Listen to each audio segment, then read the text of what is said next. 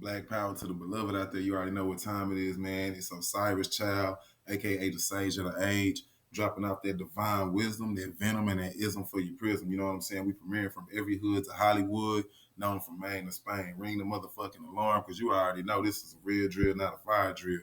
You know what I mean? Family, thank you for being here with me today. Like I said, this is part 3 of that 3-part series. One of them I gave you a historical aspect. One of them I gave you, more religious aspect. This is gonna be more touching on the scientific aspect. So, like I said, it's gonna be the last video that I shoot down for y'all for the next probably like 2-3 months, so I can learn how to edit my own videos, put different, put my intro on the videos, just so it can be more engaging for my, my followers and my viewers. You know what I mean? Taking another trip to the Northeast, man. I stay down south, been up north, as I said in my last video, been out west. Now I'm gonna go out to the Northeast, to get out there and get the business out there. MadeMenMarketplace.org. I'm gonna say that one more time. MadeMenMarketplace.org. Make sure you get over there and get your fly black on apparel. This one-on-one, second to none. You understand what I'm saying? Get some of that, support your brother, because I stay supporting y'all with this venom I be throwing at y'all every day. You know what I'm saying? Buy black and sell to anybody. I already told y'all the motto: purchase with a purpose. You understand what I'm saying? And if you can't find a black righteous cause to put your money towards, motherfucker, put it up. Put it up. It ain't even no discussion about that. You feel me, family? Again, I'm trying to get this other channel running out, but I want this to still be my main channel right here. You know what I mean? And even though I'm throwing in, you know what I'm saying, the the edits and the intros and different things like that to kind of spruce up the channel. I want the main focus to still be the information, get the message and run off with that. You know what I mean? Of course, I want people to be engaged more, but still I want you to understand the importance of the channel. This ain't none of that entertainment, feel good shit. Now, this is, for us to be put in the right place so we can mobilize, goddamn. This ain't this ain't what you other niggas doing, cooking channels and goddamn, with your significant other, doing all that silly shit. Now, this right here is real business. You understand that we have fun, we laugh, and different things like that. But when it's time to get down to business, nigga, it's time to get busy, okay? And that's what this channel is all about. Family, I want to give a shout out and praise to my ancestors, man, because without them, I'm nothing. I want to thank them for gracing me with the knowledge and the light that I'm able to get, then give to my people. Hopefully, y'all can give to somebody else who I might not be able to. Thank the master teachers who are, still with us, and those who have moved on to the next transition of existence. You feel me? Thank the ancestors. Who am I talking about? Dr. Ben, Dr. Clark, Marcus Garvey, Drusilla Dungy Houston, Malcolm X, Chancellor Williams, Francis Cress Wilson. The list goes on and on and on. Nigga, pick one, each one, teach one is the only way we're going to get about this mess we in. Again, family, got to put that out there again, man. Shop that MadeMenMarketplace.org. Buy black and sell to anybody. You already know the motto, man. Support me because I support you, family. You feel me? And shit, this is some fly shit that I got going on. You know what I mean? Guaranteed to last you over 40, 50 washes on the print. You feel me? Because I like quality. I do quality, and I'm going to give my people the same thing that I expect to receive. You feel me? So that's something that we definitely got to, tap into it, shopping with each other, patronizing each other, so that way we can have us a good economic platform to launch us off in the, endeavors that we need for the future, whether it be war, whether it be education or whatever the fuck it may be. We need to have us a solid economic base, and the only way we're going to do that is if we learn to patronize each other.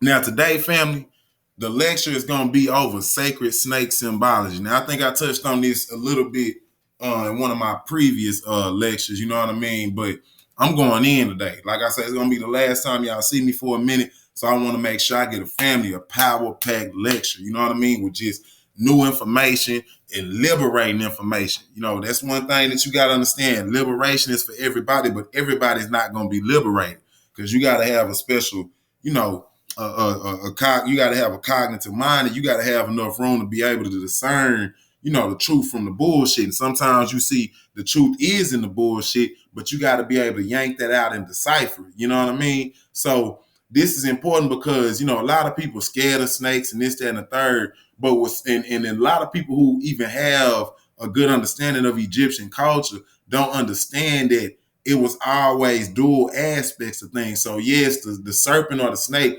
has a negative connotation with it at times, with like Apophis, which we're gonna get into, and different other snake serpent entities. But the serpent was also the prime protector and the sign of knowledge and enlightenment, which we're gonna tackle all of that today, because I don't want nobody to be confused. And then I'm gonna bring it back to the point showing how we, because every time I'm bringing a lecture up, this ain't, like I said, this not fun and games. This not to put somebody else culture on the pedestal. Motherfucker, I'm not into the conquest through cultural assimilation. So you're not gonna come on my page seeing me venerating other people fucking culture. I don't do that. I don't do that.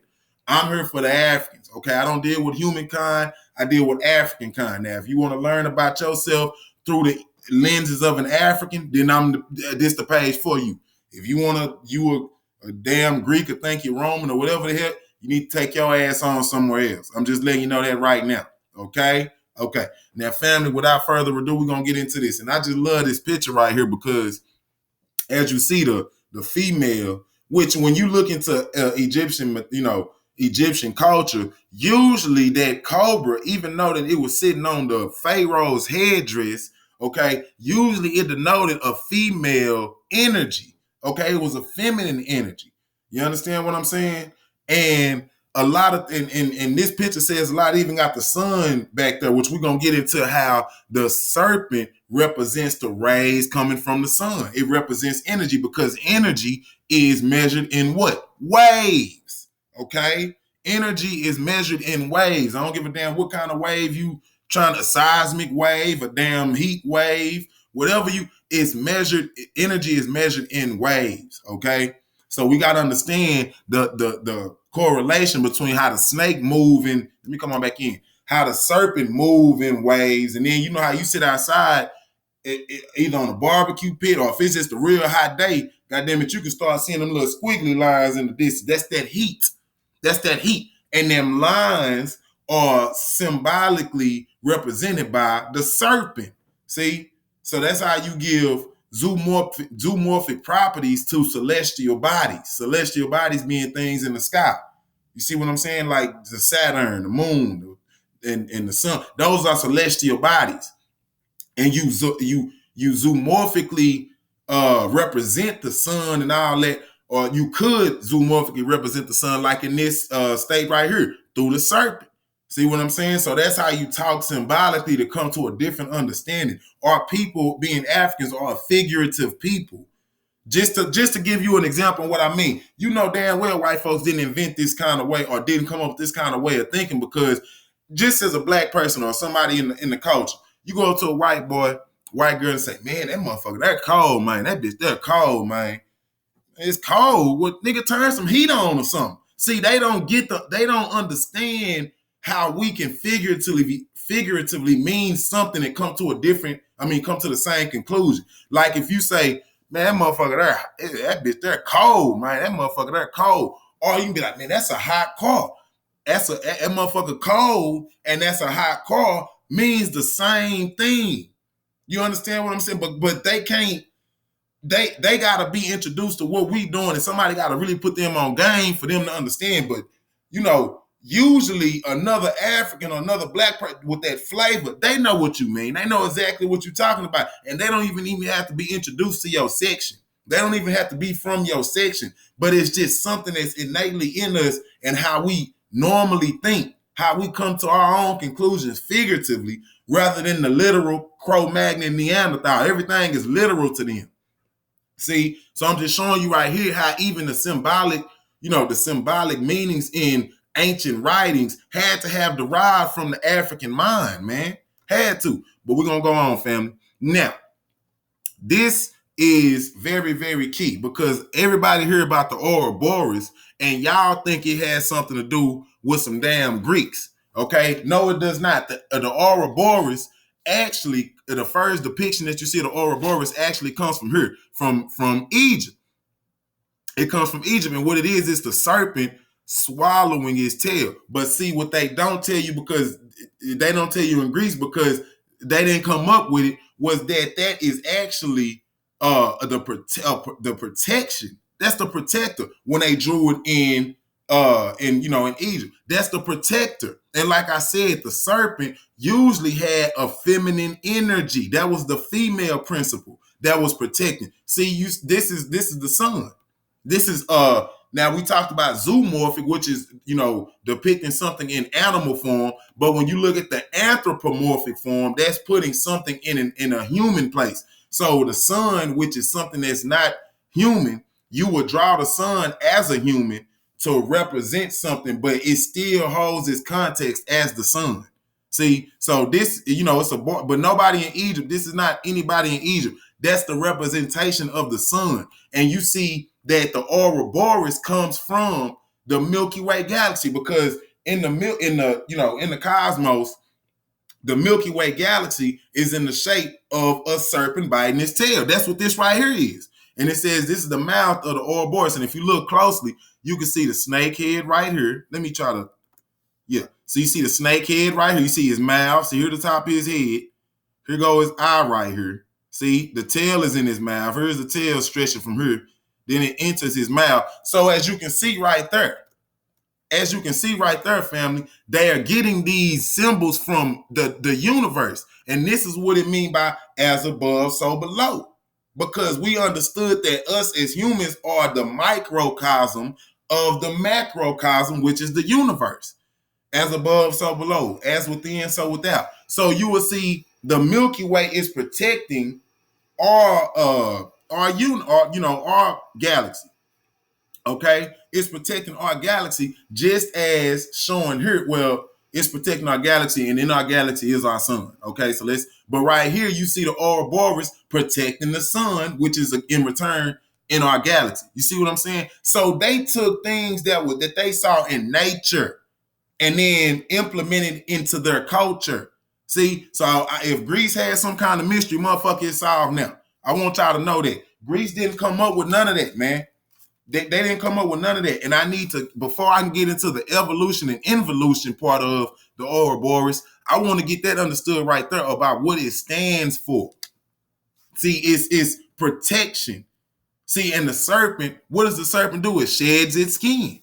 So, and they say that the universe is always coming into being. That's something that's a figurative thing that the Africans put into place. Oh, well, snakes are, they shed their skin to, grow, to come into being. That's just like the universe, and how the scientists say that it keeps expanding, getting bigger, and it's like it's trying to figure itself out. See, that's what that's about. Okay, and the reason why I'm so big on you have to, we got to get this shit straight so we don't be giving the wrong people credit for something they didn't do. Stop saying that this is Greek shit. That ain't got nothing to do with no damn Greek. And just like if you read Plato, Timaeus, you had Sonos, which was one of the 7 wise men in Greek, had to go. He went over there to Egypt to learn the histories of what was going on in the world, because the Greeks were so young and didn't know shit. And the Egyptian priest told him the man name was Solon. He say, Solon, you Greeks are children. You will always be children. See? So the children can't outrise the damn master. See what I mean? The Greeks had to go to the Egyptians to try to figure out what the hell history was about. And they came over there with them bullshit ass Greek stories talking about Deucalion and the flood and all that shit. And the damn Egyptian priest laughed at them. So y'all don't even know you don't even know the first thing about something being ancient. He said there is no such thing as an old Greek. There is no such thing. Okay, so y'all stop playing games with life, man. They stole what they know from the Egyptians and African people. Better yet, I don't even want to call them Egyptians, because y'all niggas get kind of threw off. The Sudanese and the Cushites, the Nubians. Okay, let's get this shit together now. We gotta make sure, because making no mention of the African origin and the Cro-Magnon Neanderthal theft gives leeway for the theft to keep occurring. And see, y'all don't even understand, when y'all go to back for these goddamn Cro-Magnon Neanderthals, y'all open up the door for more bullshit to come our way. Instead of nipping this shit in the bud and telling them, nigga, we know you got it from us. Stop lying, beast. Stop lying. Okay? Now, this is just, furthermore, what I'm trying to get to you. So you see right there, the Ouroboros is a symbol of the Milky Way galaxy. See, it's a symbol of the Milky Way galaxy. Now, I'm gonna throw this in here just real quick. You can do your own research, whatever.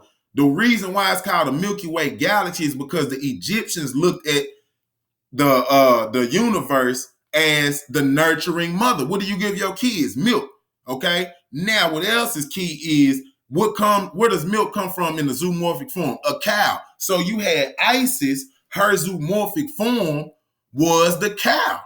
And see, that's why we call it the Milky Way today. So again, the serpent is still going back to the protective motherhood. Just showing you.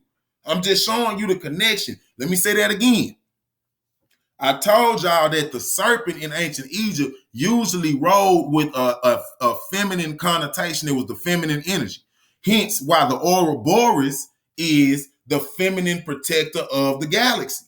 Okay? Or the feminine protector of our galaxy. Okay. Now, you get milk from a cow. The milk you get milk from the female, period. But in the zoomorphic form, you get milk from the cow. You see what I'm saying? And in human, you get the milk from the woman, the female. So the Egyptians, the Egyptians had the zoomorphic form of Isis as the cow, the nourisher. So that's why our whatever you want, the galaxy is the Milky Way galaxy. It's the Milky Way because of the cow, which is the feminine in the woman. And that feminine aspect goes back to the first thing I told y'all about, the serpent usually having a connotation with the feminine aspect. That's so y'all got to know that now. Y'all got to know that now. We talking about some real deal science. And this right here gives you a better, layout of what I was trying to show you. So you see the head, right there, you see the eye. You see they done got the eye right there. You see the head, the tail in his mouth. Okay. You see all that. That's where they getting this from. This wasn't nothing that niggas just thought about. No, I'm going to just do it. No, they looking up in the heavens. So that show you right there that our people was advanced to know what was going on in the heavens. Okay. We didn't need no damn outsiders telling us nothing. They ain't know nothing about their own goddamn business. Now, so this is key too, because now this is in Australia, and it's about 50 to 60,000 years old. So let me read this to you. This is the secret Wandjina site at Ngunga, whatever they had, Ngungunda. Okay, researchers believe the paintings are very old, as well as the Aboriginal culture that created them. Kimberly rock art represents some of the world's, and I hate when they always put some damn cracker, because Kimberly ain't have a damn thing to do with these damn artworks, okay? But Kimberly rock art represents some of the world's oldest, with evidence suggesting the earliest occupation in the region dates back 50 to 60,000 years ago. Did you hear that? 50 to 60,000 years ago. Now, they said that the Bible said the damn world is supposed to have been created by God 6,000 years ago. Motherfucker, you about a whole 45,000 years off. You a whole 45,000 to 50,000 years off of what the hell did if it's only 6,000 years old, how the hell is they painting on rocks 50, 60,000 years ago? See, that's what I be trying. Y'all got to get out of that mythology shit, man. Come on, bro. I mean, I understand that, everybody believes in this one book. And the society says that if it's a mass majority of somebody saying yay, you say yay. Well, I'm here to tell you nay, motherfucker. That ain't got shit to do. Listen, them stories that you seeing in this book are coming from older cultures. The foundation and the base that's coming from these damn religious books and texts are coming from older cultures. Does that mean that the older cultures really believe that this happened? Do they really believe that it was a giant snake in the damn world and all this? No. Do they really believe that, it's a man up there in the sky fiddling with people in their affairs? No. But people who stole from the ancient people saw that they could write in what they wanted to for the manual of control. So the book is just a bastardization of what older text is, what the older text said. God damn, man, y'all gotta, Read, bro. That's what read something else. Goddamn, so you can understand what the fuck people are saying. Y'all I don't know. I just don't know. Anyway, the indigenous Australian people see the Earth as the great serpent ungut. Listen now, the Milky Way is seen as another serpent called Walangunda. Okay, between them, these two serpents gave birth to creation by dreaming all the creatures that live on Earth, including the spirit ancestors of the Aboriginal people and also the Wangina, who bring both rain and fertility. Now, what does it say? The Milky Way is seen as another great serpent. What does it say? The Ouroboros is a symbol of the Milky Way galaxy. Now you got people in Egypt, this in Africa, and then over here in Australia with the same conceptual framework of the serpent representing some aspect of creation, of the serpent being the Milky Way galaxy. Now, how does that happen, y'all? Unless these is the same people, you're not finna, and I already got a lecture showing you the Egyptian colony that was dropped off in Australia. Facts. They got first of all, they got pyramids over there. That's number one. Second of all, they got hieroglyphics on the damn rocks, showing you the Ankhs and showing you Osiris and Anubis. Family, this is 40, 50,000 years ago, according to these Cro-Magnon Neanderthals. How the hell is you gonna sit there and try to tell anybody that we as black people stole any? We didn't have to, motherfucker. We gave the world everything that they have today. Can we stop playing games? Y'all niggas is on very, very, very cheap dope. I want you to know that. You're on very, very cheap dope, giving goddamn, power to these nothing ass cultures. See, and I'm a forensic historian, so I gets down. I don't do no, little shit. I'm getting to the point of that's gonna break your damn back when it's time for me to present.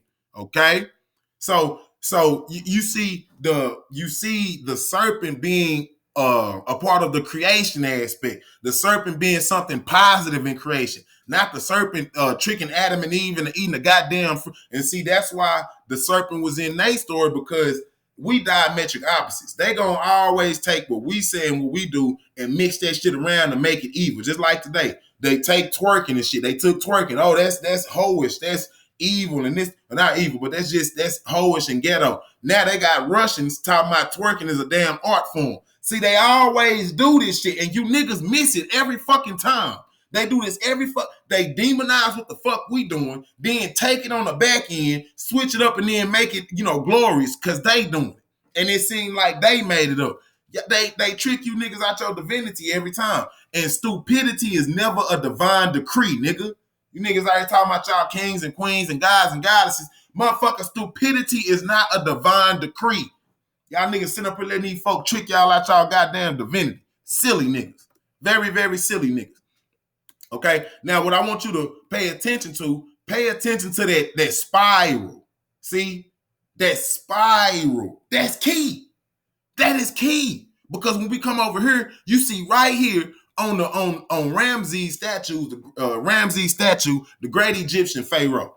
You see the serpent, and you see it's spiral. See? That's where you get spirit from. Spirit come from spiral. So the serpent, again, it has that spiritual connection. Not only that, the creative aspect. Because what is this serpent sitting above? What is this serpent sitting above on this great Pharaoh king's head?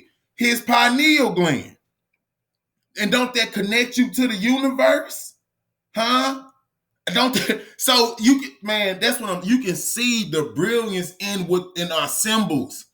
We know that the serpent is the feminine aspect, it's the protective aspect, and we already know that they said that the serpent has something to do with the universe, the Milky Way. Then in the Egyptian, genius, they put the serpent with the coil, with the spiral on top of the pineal gland that connects you to the universe that they said that the serpent protects. See what listen, man. I know this goddamn science harder than Chinese arithmetic. And you can go out there to any old crack pipe ass, any scientist, a Cro-Magnon scientist, whatever, and they can't break this shit down the way I'm breaking it. This is facts, man. This is facts. This is facts.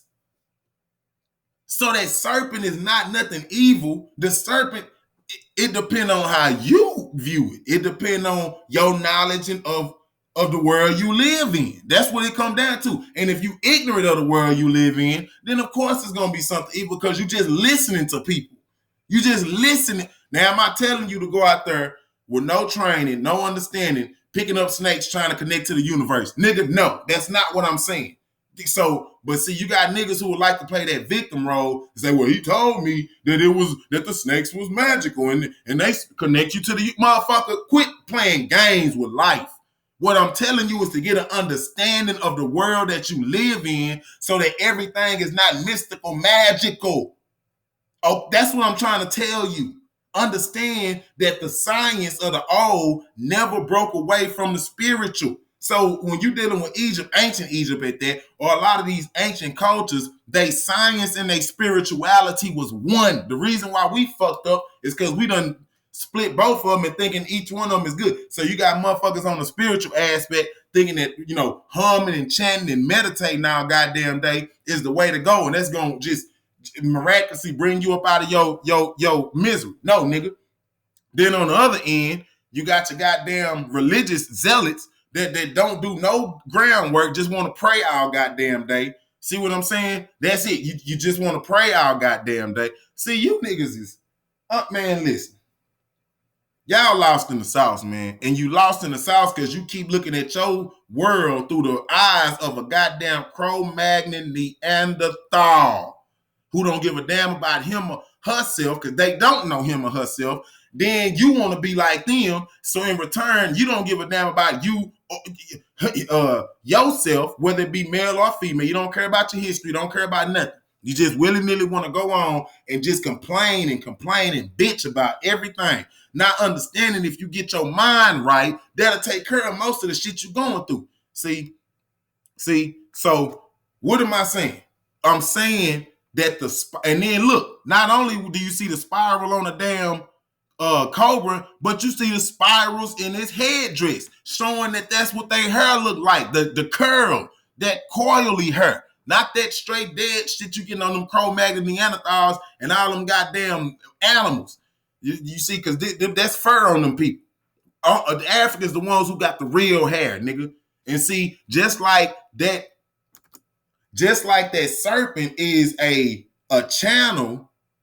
And that's going to be key because we're going to talk about the Apophis. What that mean? That serpent. But the channel that serpent is between you and that mediator between you and the cosmos, that's what your hair is, that antenna. That's your hair. That's the antenna that connects you to what, the cosmos. Just like the serpent is what connects you to the cosmos over your pineal gland. Okay? Understand what I'm saying, family. This is beautiful science that you got to get down. It's not hard. This is not hard. It's not. So in short, the serpent, which is in the sky as Ouroboros in that spiraling fashion, with the creation of the universe and helping to protect the universe coming to be. Because like I said, the snake shed its skin, and just like the snake shed its skin to come into being all the time, you got the universe that sheds it. It ain't literally shedding its skin, but it's coming into being all the time. And then the spiral aspect of it is the spirit. So it's showing you the connection between the serpent and the spirit, just like the Kundalini. Okay, so you niggas think I'm talking, well, you niggas go out yoga and meditate, that they talking about the Kundalini, the Inga and the Pingala. God damn it, then don't be telling me my shit is what is it called? What's that word called when you pseudo? This ain't no damn pseudoscience. If you motherfucking go to doctors and shit, and they can tell you about Kundalinis and your energy and the two serpents that's that's inside of you spiraling like DNA. Huh? Okay. So this is what I'm trying to say. And even your medical symbol.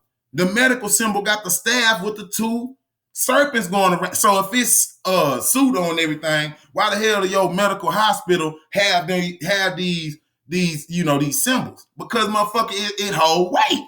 It hold weight. You just dumb in the motherfucker. That's what it is.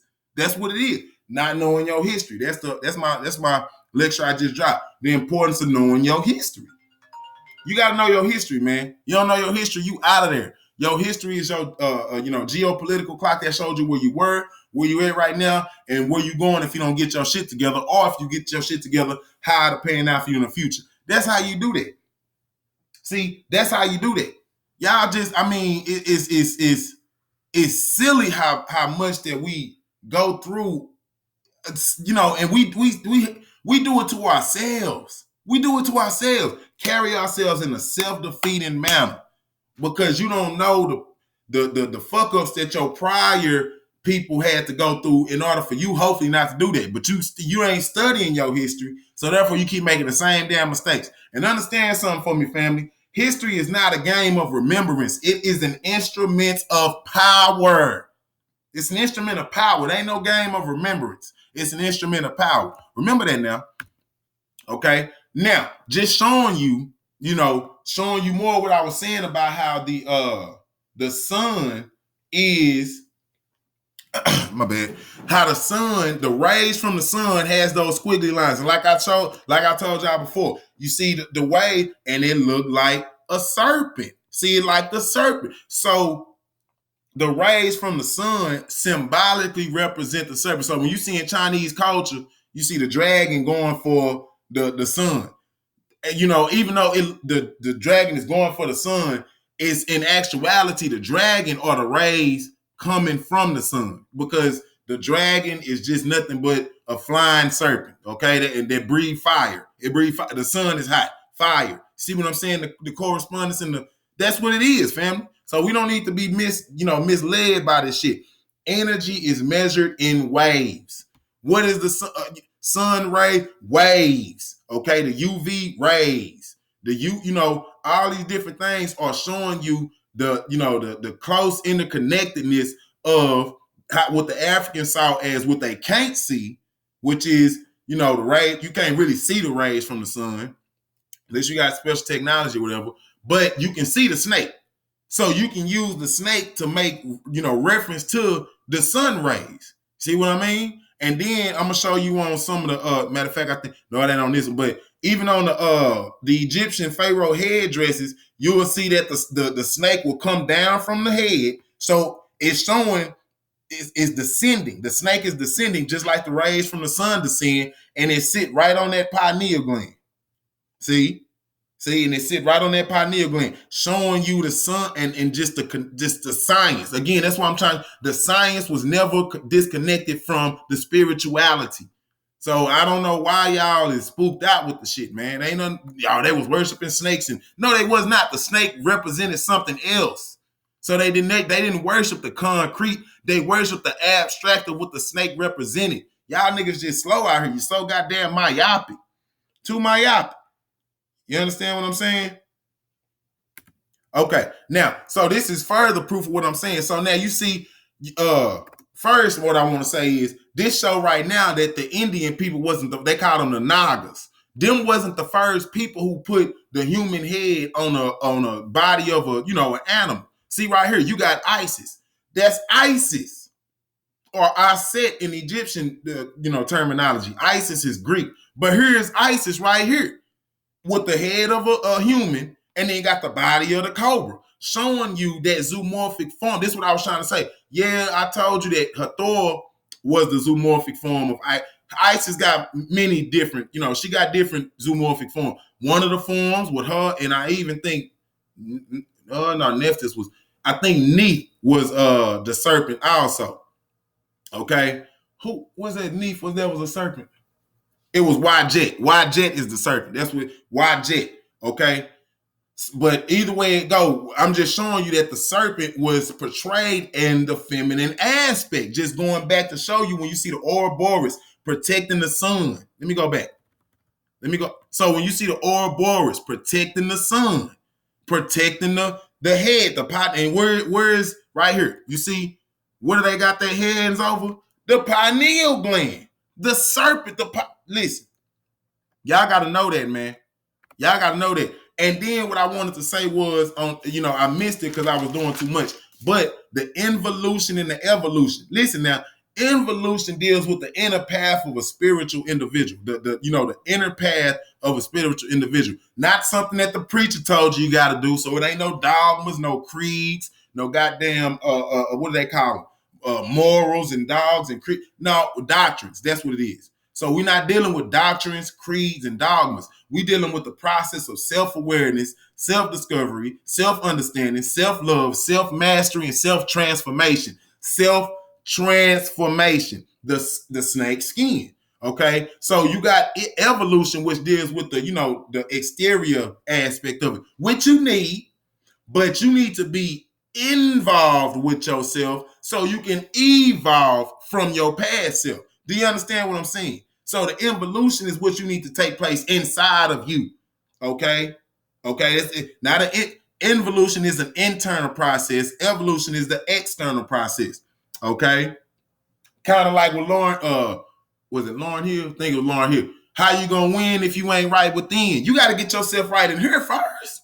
See? And you got to constantly, it's a process. With the snake, it's constantly a process of coming into being, coming out of yourself, coming into being, just like the universe got to do, just like the evolution of man and animals had to do, coming out, equipping yourself with the right weapons so you can go out in everyday life. If you are, a lion or a tiger, you got to equip yourself. Okay, that's, that's a process. That's the evolution. You know what I mean? So it's interchangeable, but it's the balance. That's what the Ouroboros represents. It's the balance of, the involution and the evolution, the internal and the external. That's what it's about, family. So we gotta we gotta make sure that we understand that. Okay, now moving on, because I kind of missed that. Oh shit, I think this is what I was trying to show y'all. My bad. Okay, so now this is what I was saying. See how the serpent is descending down and then sitting on the pineal gland. Not only that, but if you notice, you got the figure 8 right here. What is an 8? 2 circles. What is the Ouroboros? A circle. Infinity, forever, involution, evolution, constant change. So you see right there that they understood. And not only that, the sun, when you look at, I forgot the exact name of it, but if you take still pictures of the sun throughout the year in a fixed location, it'll make a figure 8. It'll make a figure 8. So you can see why 8 was the sign for eternity, because it always made that sign. It's always coming back to it. So you can see just even in the symbology, it all goes back to the same thing, but it can mean so many different things. That's what was so beautiful about the Egypt. It meant so many different deep things, but yet and still it was simple. It was simple. See, right here. You see how it's coming from the back, squiggly line, the rays of the sun, okay? And then it comes down to the cobra, showing you how the rays of the sun are symbolic and significant with the damn serpent. Even right here, squiggling down, sitting on the pineal. Squiggling down, sitting on the pineal. Now here they squiggle, but it's 2 right here. See, this is where they get that kundalini, because the serpents go all the way back down to the spinal cord. See, the spinal cord is where they get the whole, serpent thing. Because shit is it ain't nothing but just a long, really just a line. I mean, I ain't going to say it's a line, but it's your cord. It's a long cord that sits inside of the spine. So them the 2 serpents.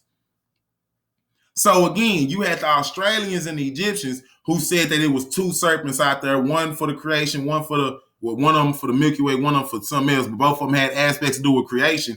And then they took what was above, came down and said, well, it must be 2 serpents in our system, because we are the microcosm of the macrocosm. So that's why you got the 2 serpents of the creation of the human. Come on. I mean, even the spinal cord and shit is one of the first things to develop inside of a fetus. So it's showing you the importance of that. That's we the ones who laid all this shit. Listen, I'm going to ask you this, and I want you to, if you think somebody else came up with it, you're going to have to show me the culture who brought this to play before the Egyptians. Because Because if this is the earliest depiction of the two serpents and the Kundalini and everything, god damn it, these must be the first persons to do it. And anybody else who you see modeling after this way of culture, they are people who came in to study under them. That's facts. So the Africans are the first ones who gave this sacred knowledge to the world. And what you see right here, you see them coils, you see them spirals, you see that's representing the hair, also representing the connection to the universe that you got innately. Trying to tell you something. And then right here, like I said, with the dragon, now you see so you see the dragon is nothing but a plumed flying serpent. Well, if you take the snake right here, mix it with the vulture or the bird, you get a damn dragon, a flying serpent. Okay? A flying serpent, man. It's like I said, it's not hard, dog. Shit is not hard, dog. Okay? And then this right here was when we came in and just showing y'all, like I just showed y'all, that the female is usually the one depicting the serpent energy, the serpent aspect. And then right here, we're going to get into Vishnu. Now, if y'all into, over there in the Asian persuasion and in the Oriental side of the world, you will see Vishnu or Buddha and them surrounded by 7 serpents. Now, that 7 is key to Orion, which I done already broke that down, okay? But Orion is Sahu in Egyptian mythology. So it's showing you right there where they getting all that from. The 7 cobras represent the 7 stars of Orion. So it even goes back to an Egyptian, philosophy back then. And then what you see sitting in the middle, the woman. So it's just showing you again the protective energy of the woman. Okay. Now getting into the West Africa, because I gotta make shit clear.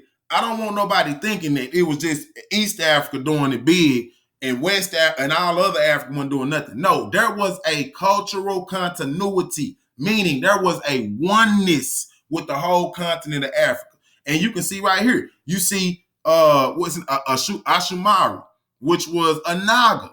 See, he was a Naga, which means he was represented as half serpent and half man or half human.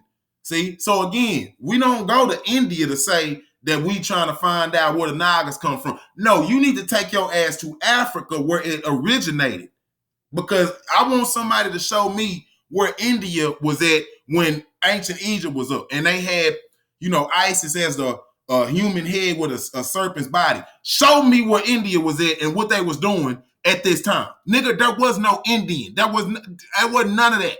Okay? So clearly we can see where the Indian culture got the shit from Africa. Okay? You can play games. I'm going going straight up the middle with you, nigga.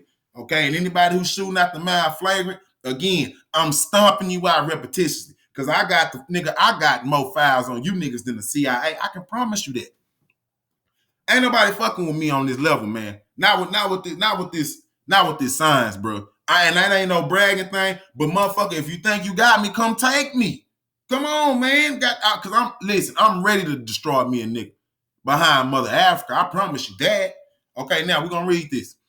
Ashumari or Asumari, as it's sometimes spelled, is a very special Orisha. And Orisha is like a deity in West Africa.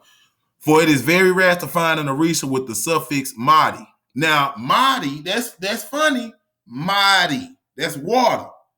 Mari, Mary, Jesus, Mama Mary. Okay, just showing. I ain't gonna get into all because that's another lecture. But Made, maritime. More. You see what I'm saying? They know what the fuck it is. Okay, now, Mare in the title, Aludamade. Aludamade is the supreme energy of the universe, i.e. God. See? Now, Mare, that could be a derivation of more, black, water. So it's showing you right there who the gods is. I ain't got to say no more. God damn it, I ain't got to say no more.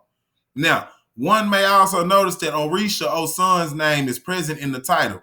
Chief breaks down the name as follows. The letter O represents the ownership or spirit of something. Osu means the source, the moon or the spirit or the source. Osun is related to the menstrual cycle.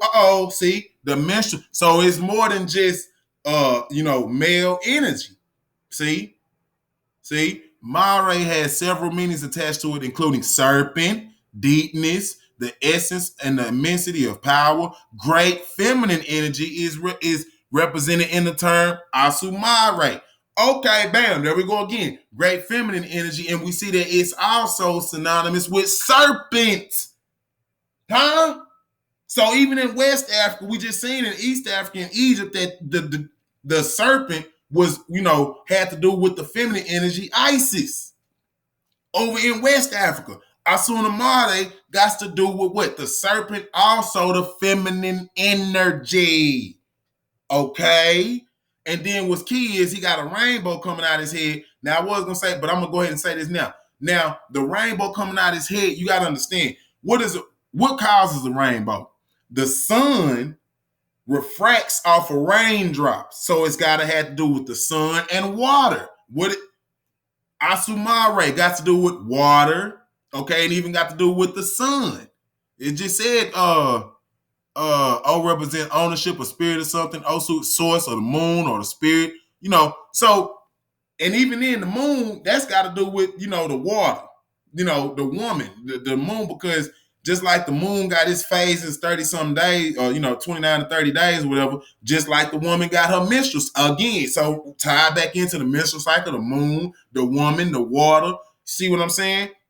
And again, the rainbow, you get out the sun. First of all, let me just say this. When you look at the serpent, and one of the aspects of the serpent corresponding to the sun is enlightenment. The sun brings you light. And where is the rainbow coming from? His damn head. So the light, because that light is, listen, when you look at light, the spectrum of light coming from the sun, you can't even see them damn colors. But when the rain, that's why you need the rain for the rainbow, because when the light enters the water and refracts off the water, you're able to see all the primary colors coming from the same damn light that you wouldn't have been able to see previous if the water wasn't acting like a mediator between. You understand what I'm saying? So pretty much what I'm saying is the serpent, the water, the sun, that light, the serpent could mean the sun, the rays of the sun. The rays of the sun bring you lights that enters, light don't enter your head, but when you get enlightened, that's coming from your brain. Where is the rainbow coming from? All the spectrum colors from the light, from that light, are coming from his head. So it's symbolic of the wisdom, is what I'm trying to say to you. I know I kind of took it.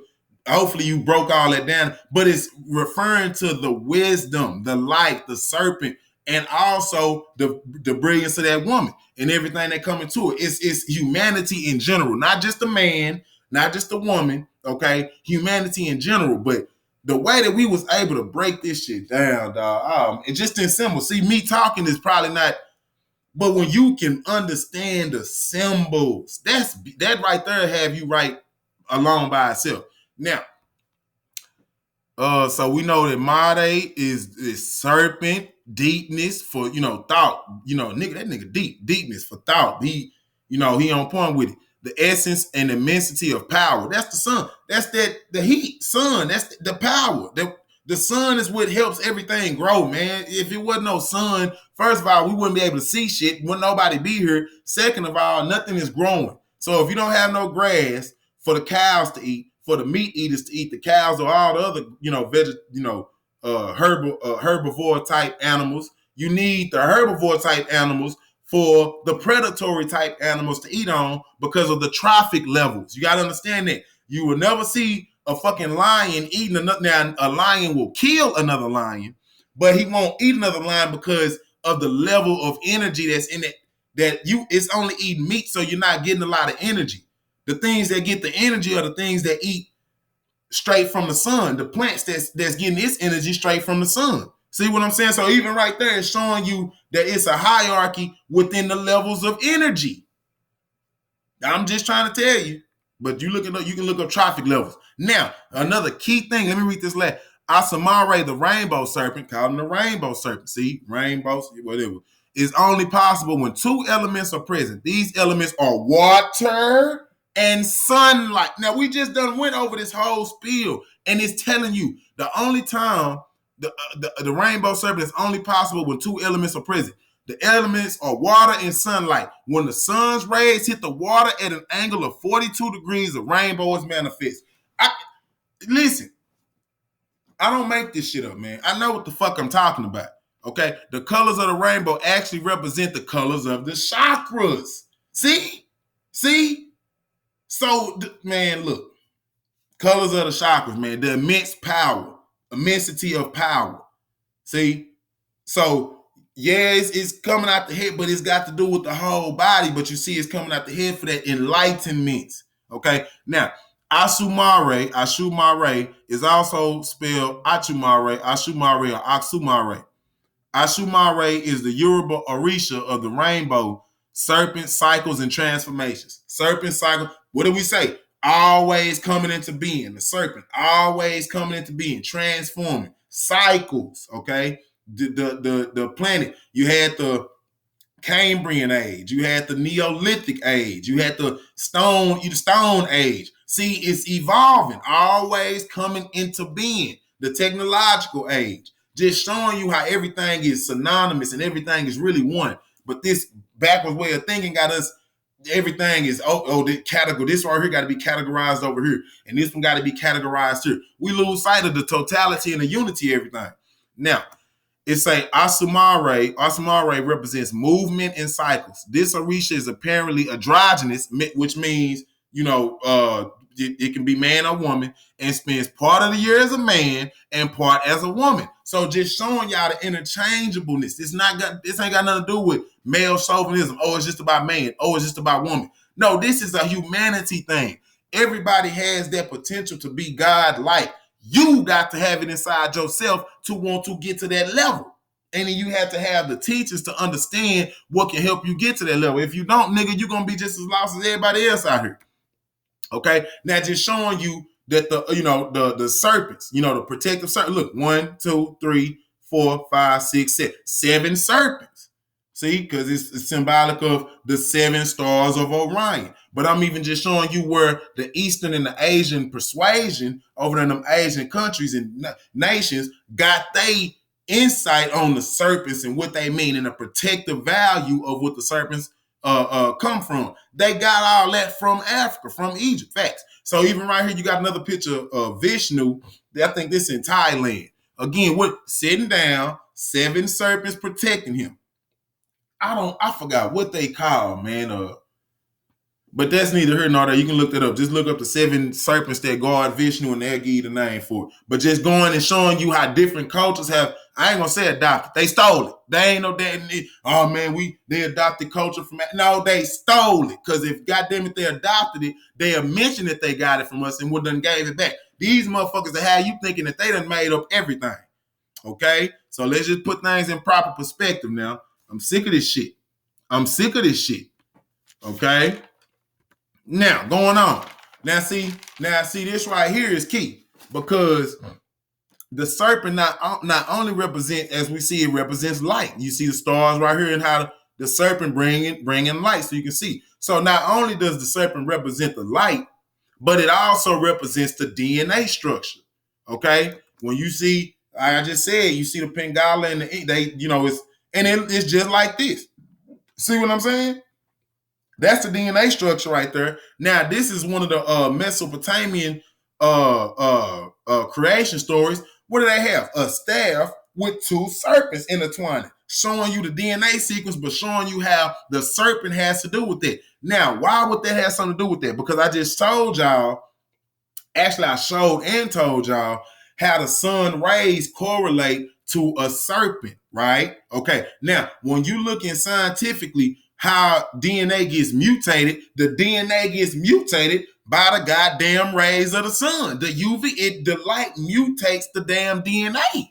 So if the rays of the sun are signified by the serpent, and the rays of the sun impact the DNA, then it would be safe to say symbolically, not literally. Now, it can hinder your DNA if you let one bite your ass, one of them, venomous one, to fuck you up. But genetically, from DNA, the serpent is in cahoots with the DNA sequence because of what the sun rays does to your DNA once it come in contact with it. Okay, it can unravel it, make it tight, it can do all that.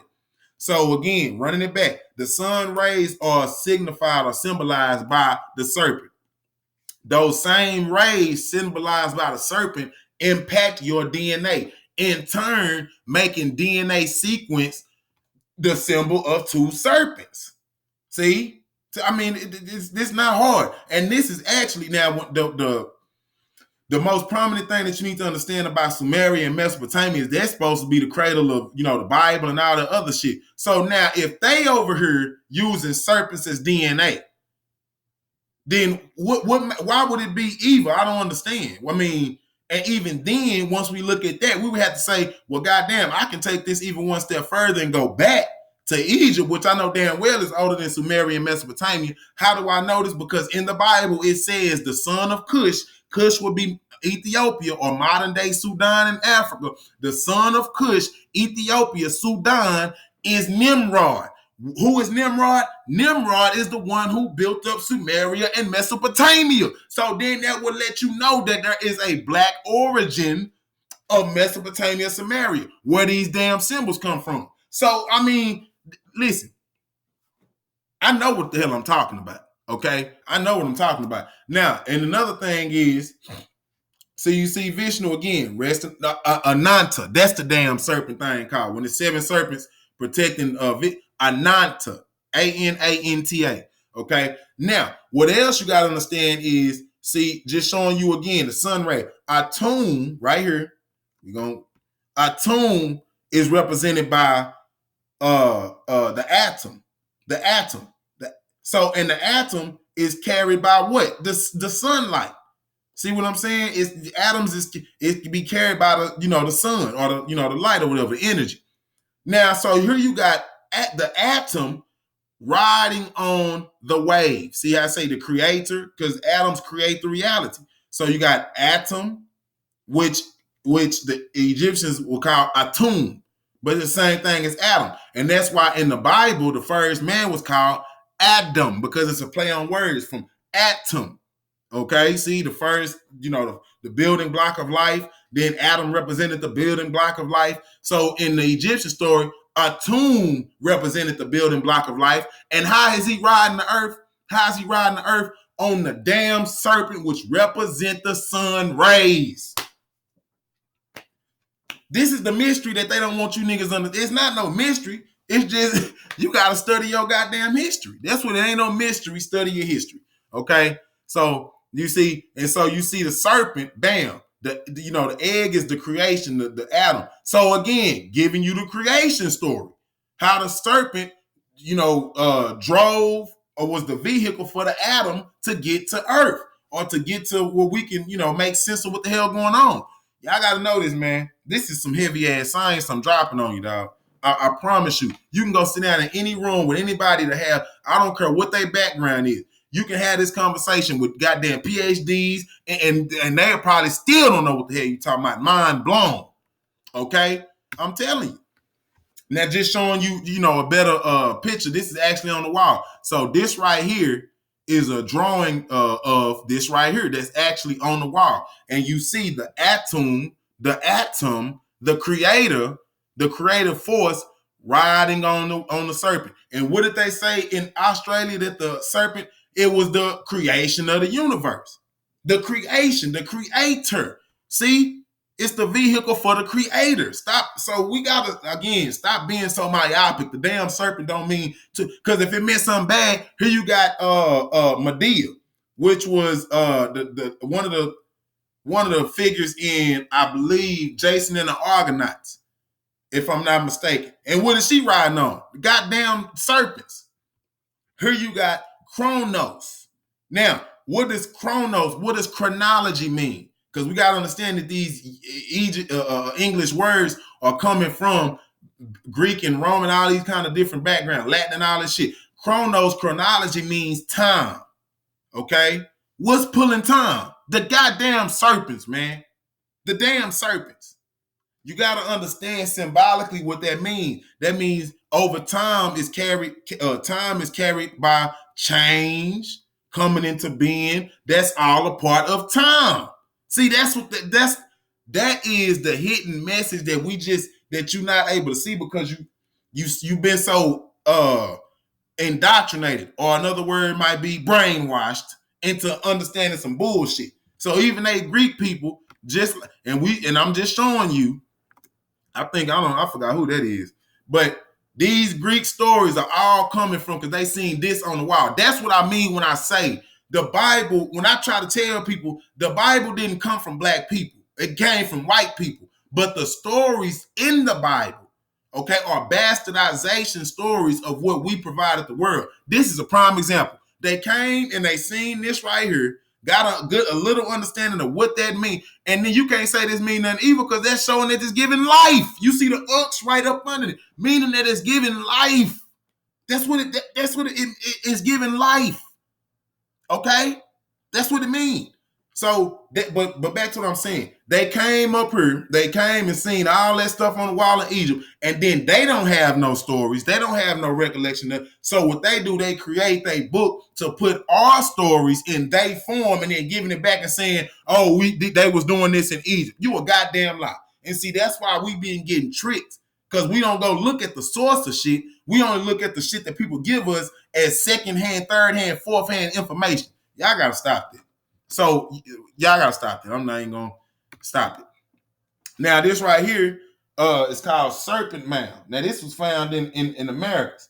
Why am I showing you this? Why is this important? This is important because I want you to see that it was a continuity of a cultural continuity even between the different continents. Now we just seen the serpent in Africa. We done seen the serpent in India. Hell, we gonna see the serpent we done seen the serpent in Asia dressed as the dragon. But I'm going to show y'all the serpent in China and Asia where they did the same thing with ISIS. Took a Chinese man head and the serpent body. But the reason I'm doing this is showing you that they got this from a certain place. And the way that you find out where they got it from, look up the oldest civilization that was doing it, and that be your damn marker. The oldest civilization that was giving reference to the serpent and the cobra was the damn Egyptians. It was the Africans. Okay, so if we want to know why the infatuation of the serpent came to the world, we got to look at the creators of it and see what they meant by it. Not the person who stole the concept and then they put their meaning on it. No, what did the original meaning mean? See, that's why we ain't going no damn work. Stop going to all these, diluted. Go to the fucking source. The source. God damn it. Okay, now. Serpent Mound is an internationally known national historic landmark built by the ancient American Indian cultures of Ohio. It is an effigy mound, a mound in the shape of an animal representing a snake with a curled tail. Nearby are 3 burial mounds, 2 created by Adena culture and 1 by the 4th ancient culture, whatever. But now if you look at this serpent, for one, you see that coil again, then you see the waves. And what is it going after? The egg. So now even in Greek, they talk about the Orphic egg. Let me tell y'all something. Ain't no such goddamn thing as no Greece and no Orphic egg. They just like they copied everything else from Egypt and stuff, they stole that too. Okay, but I'm just trying to show you that the native cultures over here was the damn African people. The African people who had them same customs and traditions that they left the continent with, they bought over here.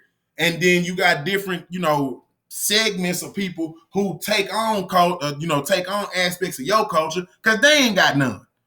They ain't got none. You see the so-called Native Americans. They got the feather and shit in their head.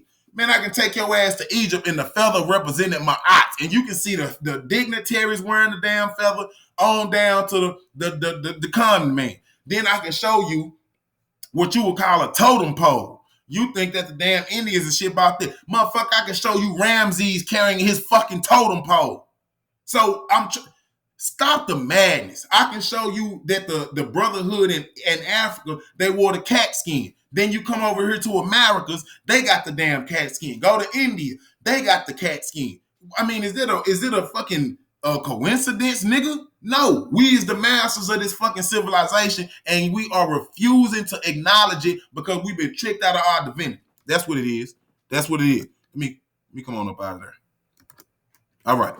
Now, I put this in there because this one of them, Greek murals or whatever. I understand this Loki kids. Okay, that's Loki kids. But the reason I got that in there is because, see, the greatest goddamn, what is it called? The muse, not muses. What was them people called? The women called in ancient in Greece and damn, not a prophetess. What is them fucking people? Hold on, let me. What's that word? What is that name, man? I can't think of it, but I ain't gonna waste time looking it up. But the oracles, that's what it is. The oracles. See, she.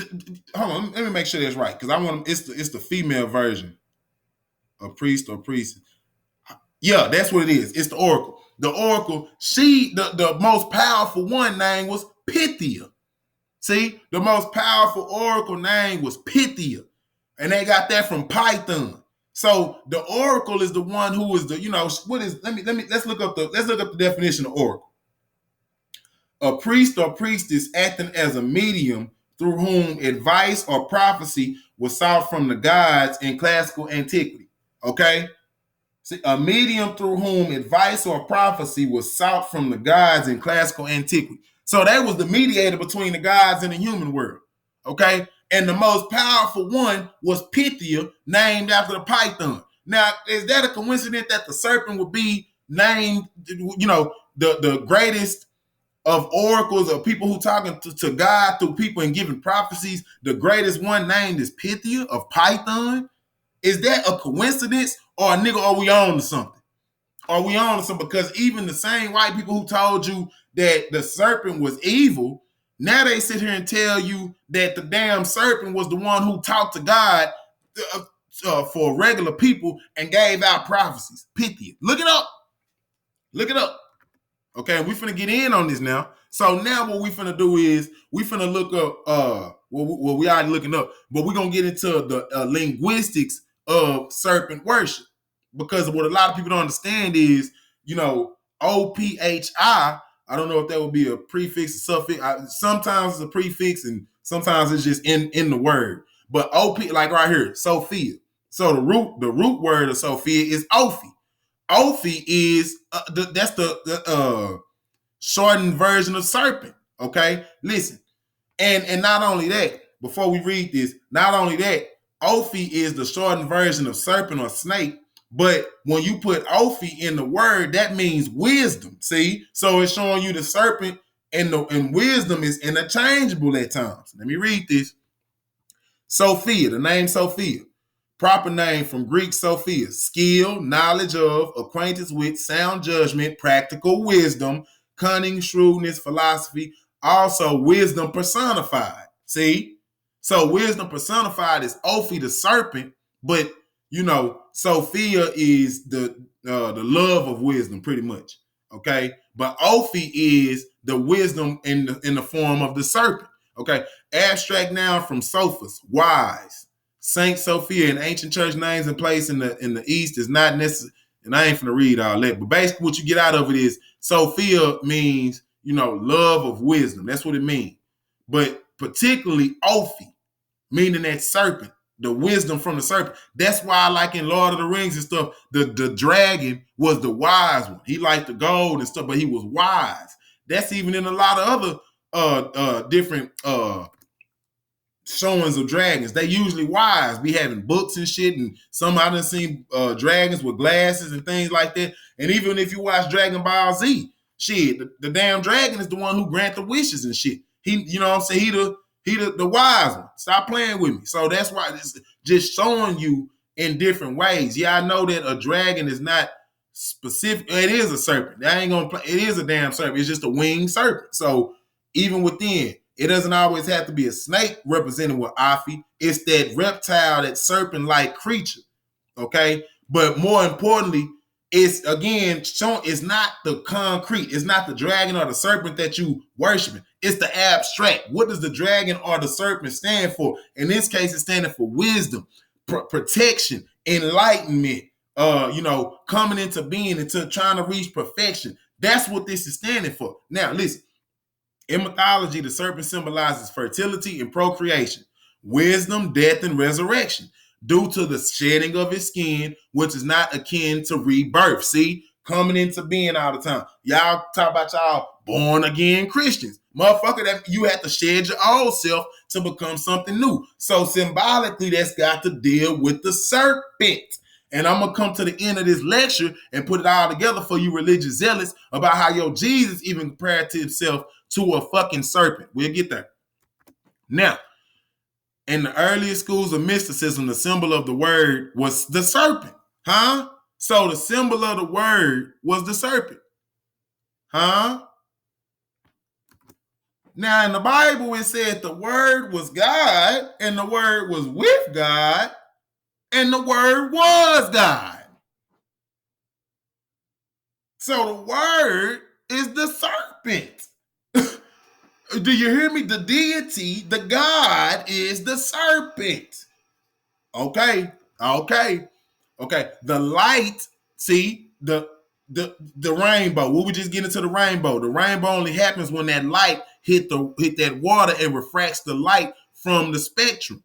See, and hear me out. If you go to the White House, once you're going down 16th Street, the White House will have the rooms with all them different lights. What is it showing? It's showing the colors of the spectrum and showing that they have all of the enlightenment. So they even stole them kind of concepts from Africa. Because we just seen Asamari with the rainbow, sir. It had the rainbows of the primary colors coming out of him. Okay, and we understood that it had to do with water, sunlight, immense power, menstruation, the moon, different things like that. Okay, now listen. The light that appeared was metaphorically defined as a serpent called Kundalini. Huh? Okay. So the Kundalini and the yogas and all that in India, they deal with the chakra systems with the different colors. Them same colors correspond to the damn light of the spectrum, the primary colors. So we all going back to the African origin of this. Come on now. Come on. The light that appeared was metaphorically defined as a serpent called Kundalini, coiled at the base of the spine to remain dormant until the unwakened person. In an unwakened person, see, you're dormant until that light comes out. See, until the lights of the rainbow come out for you. But it's all this, it's inside you. The thing is, here's the trick. You're not supposed to be looking for nothing outside of you to complete yourself. Involution, your own spiritual path to find out who the fuck you are. Nobody can write a book for you. Nobody can, preach a sermon for you. Now, they might can hit home on some of the things that you've been doing, but nobody can tell you exactly what to do to make you whole. That's got to be a self-inflection of your own. Nobody can do that. See, that's what that Kundalini, because it's your serpent. It's not anybody else. It's your serpent to rise up. Okay? Now, divinity or awakening one's godhood and latent abilities came with the rituals and teachings brought by the serpent people, black people. The serpent, and now this is Typhon, who the Greeks, matter of fact, who had to fight Typhon? I'm thinking it was Zeus. Zeus had to fight Typhon. I'm pretty sure he did. But see, Typhon is a what? A winged serpent. Well, he a winged naga. He's a winged. He's black. It's showing black. He got a serpent body with wings. Okay. So in India, that's a naga. Anybody with the, you got the half body of a snake, half body of a man. Sometimes it will be fully snake. Sometimes it'll be fully man. But they was represented as they was referred to as the nagas. And then right here, you even see Isis right here. Now that's the Greek. I don't want you to. That's the Greek Isis. When the Greeks came in, that's what they drew. But still, she even got the serpents right there showing that. I'm just showing you again how the serpent represents that feminine aspect. Right here again, the Greek version of Isis. See the two serpents right here. And they call it the God self. You hold them two. See, because and now we talked about the godship of the serpent, but then you got to look at what the negative connotations of the serpent. In your brain, you got three parts of your brain. The neocortex is the highest, the limbic system in the middle, then you got the reptilian brain at the base of it. Now, the reptilian brain is just the lower level of living, fight or flight, food, sex and things like that. So what that signify, usually what you will see even in West Africa and in Egypt, you will see either the deity or you will see the king or the person holding some animals in two hands, right? Let me scoot this back. I don't know if you. Anyway, they holding an animal in two hands like this. Then they'll be like standing on top of crocodiles or some kind of reptile to show that they are over their lower mind. They done reached to a higher level. See what I'm saying? That's your God self. You done reached your God self, and that's what they've been talking about, awakening and involution and steady working towards, perfection. You probably never get there, but I'll just day to day try to get another % better. That's really what this is about, man. And mastering yourself, self-mastery. Okay. Now, another thing I want to talk about is the Hagia Sophia. So, people talk about, Rome got the oldest church or over this, that, and third. Man, shut the hell up. Hagia Sophia was the first church built. Okay. And now it was built by Constantine. Now I think it's a Muslim museum or something because the Muslims done took it over. But when Constantine built it, it was called the Hagia Sophia. Okay, now Sophia, the serpent. So you see, so even the churches, you see what I'm, and it didn't even just say a while ago that the word was the serpent. It said the word. So now they go build a church. Now they got to know what Sophia mean. They got to know what Ophi mean because they created the diction and the language. So you mean to tell me that in your book, the serpent is deemed as the evil one who tricked Adam and Eve, or tricked Eve, and subsequently cursed the whole world. The serpent is the antagonist in your book and the evil one, but you would name your first church after a serpent? And then not only that, they had winding serpents going up the flag post. Now you can go see it in the museum though, but they done tore it down now. But you can go still see them serpents in the museum. They got them on display. So it's just showing you the connection between wisdom, the godship, and the serpent. Even in the same religion that tries to demonize the damn serpent. Now say the Hagia Sophia is a domed monument built as a cathedral and is now a museum in Istanbul, Turkey. The Hagia Sophia, whose name means holy wisdom. So Ophi.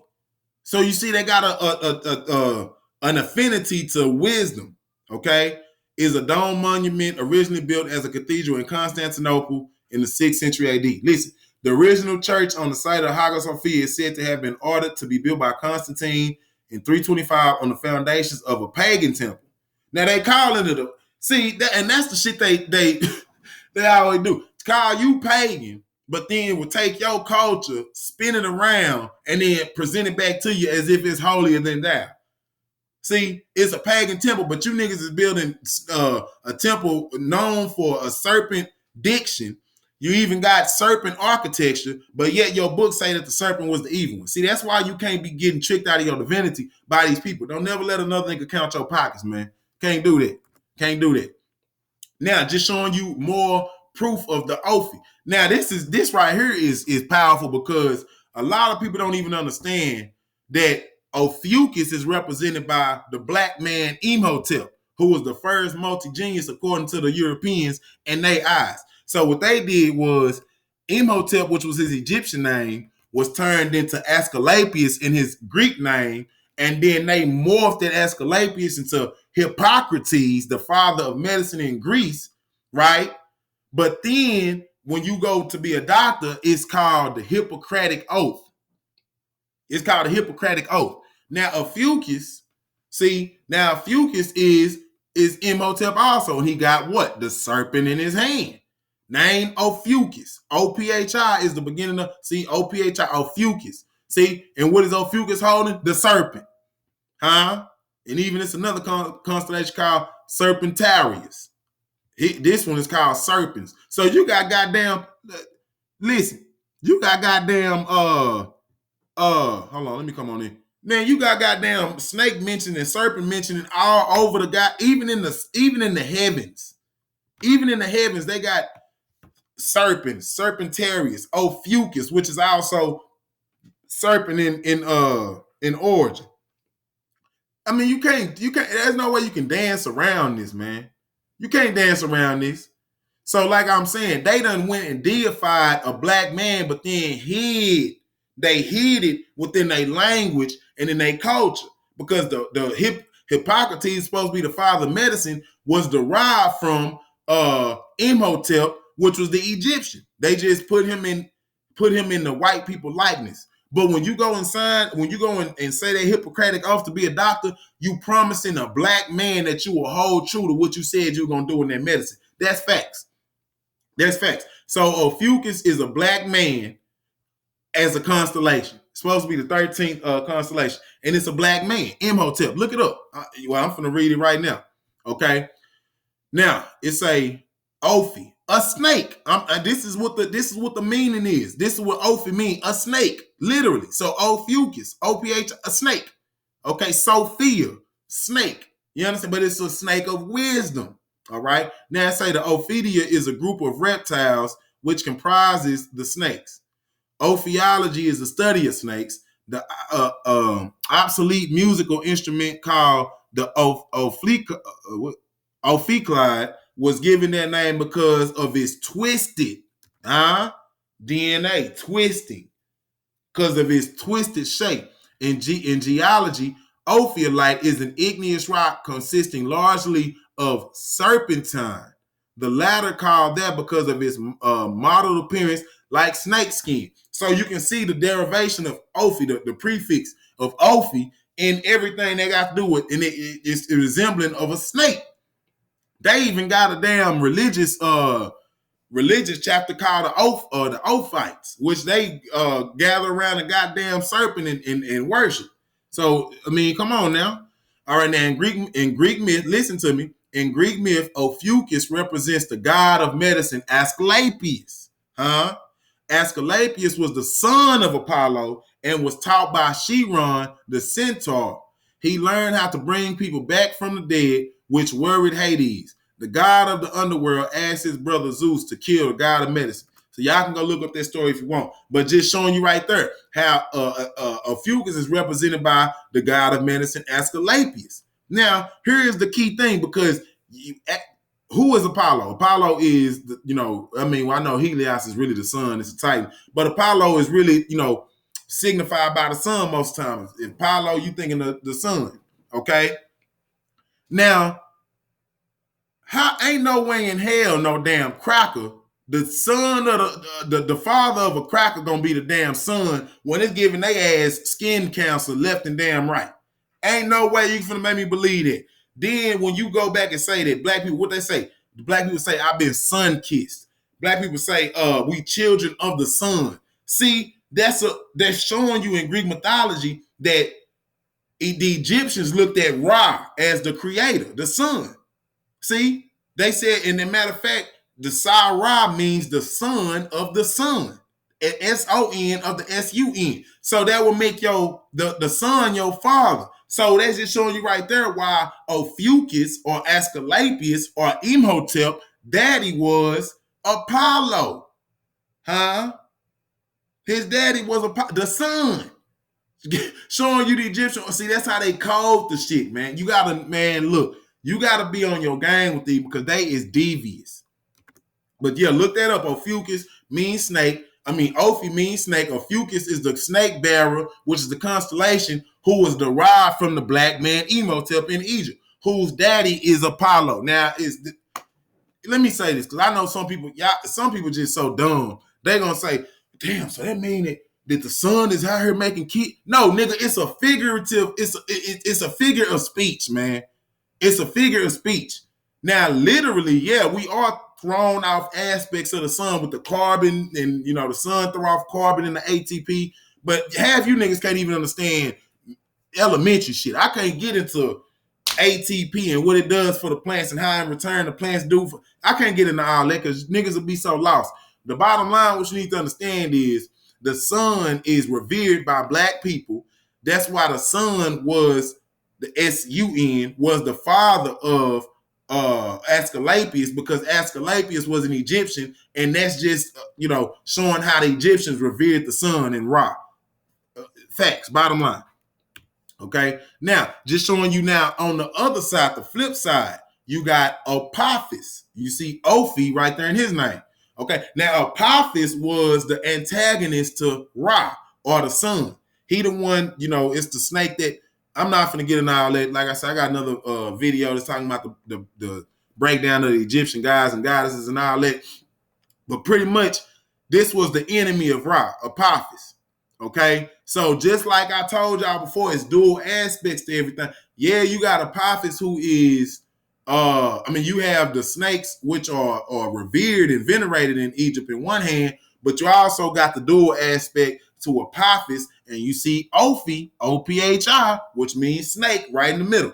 So just showing you that it's a continuity between that Ophi and the snake, showing you that it ain't no, you can't separate the two, Now, and this right here showing you now they kind of changed the word up on the spelling. They got Ophis Pataratus, but it means winged serpent. But you see right there, it got that Ophi in there. See, it got that Ophi in there. So that's what I was trying to show you. The dragon ain't nothing but a damn winged serpent, a bird. When you take this vulture here and you mix it with this damn cobra, and then you make one animal, you get what? The dragon, or a flying serpent. And that's just showing you right here. Look, you got the winged sun disc. Okay? You see the serpents with the wings on there. So it's just showing you and you see the sun right here in the middle. Right here, you got two serpents, the sun, and I know they ain't got no wings, so to say, but I guess on they ears and shit. Then right here in Asia, just showing you how this, bam, again, the dragon. See, and this right here kind of, it got them hooves and shit. So it got different ways that they portray it, but it's the same contextual framework. Now it say Ophis Pataratus, winged serpent, was a breed of feathery winged snake that guarded the frankincense groves of Arabia. Yo, Jesus, when he was born, what did they give him? Frankincense, myrrh, and gold? Is that what they gave him? Damn, man. So even the story, it's got to deal with the serpent. Frankincense groves of Arabia, they were sometimes called Ophis, I don't even know or serpent with two pair of wings. Huh? You see the sun, and we done said that the serpent represents the rays of the sun. See? So you got the two. So even in Asia, they know what the fuck they doing. They know the twin dragons right there, representing the DNA, representing the energy of the Kundalini, representing negative. It represents a lot of different things. It's the dual aspects of things. Nigga, you thinking that, oh man, I'm just gonna be positive and that's gonna do. Listen, man, if you have a battery and that motherfucker only got a positive side, you ain't gonna have no charge. You're not gonna have no electricity because you need that other side that you call negative. You need that. Okay? It's a duality in everything, man. That's why they use the serpent, but yeah, they showed the good side of it, but then they show the bad side of the serpent because they don't want you to get tied up in, the symbology and everything. Understand the meaning of what these signs are trying to show you. That's what it was. So we making this clear that the dragon ain't nothing but the winged serpent. It's the winged serpent. The bird and the serpent together makes the dragon or the winged serpent. Okay. Now this right. I tackled this in my last video, but I wanted to add some more to it because it's just key that you hear this. Okay. Now this has got to deal with the Ogdode. One thing, the Ogdode is the creation story of I think it was in the old kingdom. Okay, in Egypt. So right here, the Ogdode was consisted of 4 pairs of deities. Okay, and they was in the likeness of frogs and snakes. Okay, now again, what is a snake? Now it's Key to see that who started it. Who was in the front on both sides? The female. The snake is represented by the female, and she's on the front on both sides. Now, why is the female represented by a snake? Well, we know that the woman has the X chromosome, which is the oldest chromosome. It even is even older than the male Y chromosome. You understand what I'm saying? As a matter of fact, the male chromosome is a mutation of that X chromosome. So again, you can see how the work. It showed that the woman had to be first, and then it's a coming into being, reproduction. So then you got the frog right here, and when you go to science class, the first thing you learn from the biogenetic experiments is that frogs have a similar. I keep forgetting. I think it's the circulatory system, but basically they got one of the same systems that humans got. Not only that, but the frog in its development goes through the stage where it's the tadpole, got the tail, then it loses its tail, it's breathing in water through gills. Then at a certain point, it loses its tail and everything, start breathing in air. Or you might have the amphibians that breathe both. So that's showing you the stages of human life. Humans, when they embryos go through the little tadpole phase, lose the tail. It's swimming in, the embryonic fluid. It's breathing in the embryonic fluid. And then when it would actually cracks the egg of the mother for the water to break, and this is in the water because, well, let me just say this. When the embryo or the baby takes its first breath, that's what cracks that egg, the inside of the egg, the womb, and starts the bloody show or starts the flow of, when the water breaks. I'm just say it like that. So it's showing you how the animals in the zoomorphic forms coincide with stages of life. And then, like I said, the snake is coming into being. Always move. So you see how the DNA sequence, the woman had to have the first DNA sequence, and we always know that the woman is the oldest because of the mitochondrial DNA that she holds. She got the powerhouse, and that's how they able to dictate who was the first people, because you go into a woman in every culture, and they got that progenitor gene where that you can see that humanity came. That's why they went to. That's how they knew that humanity came out of African woman, because she got the oldest mitochondrial DNA. So that's why the snakes will represent the DNA and are represented by women.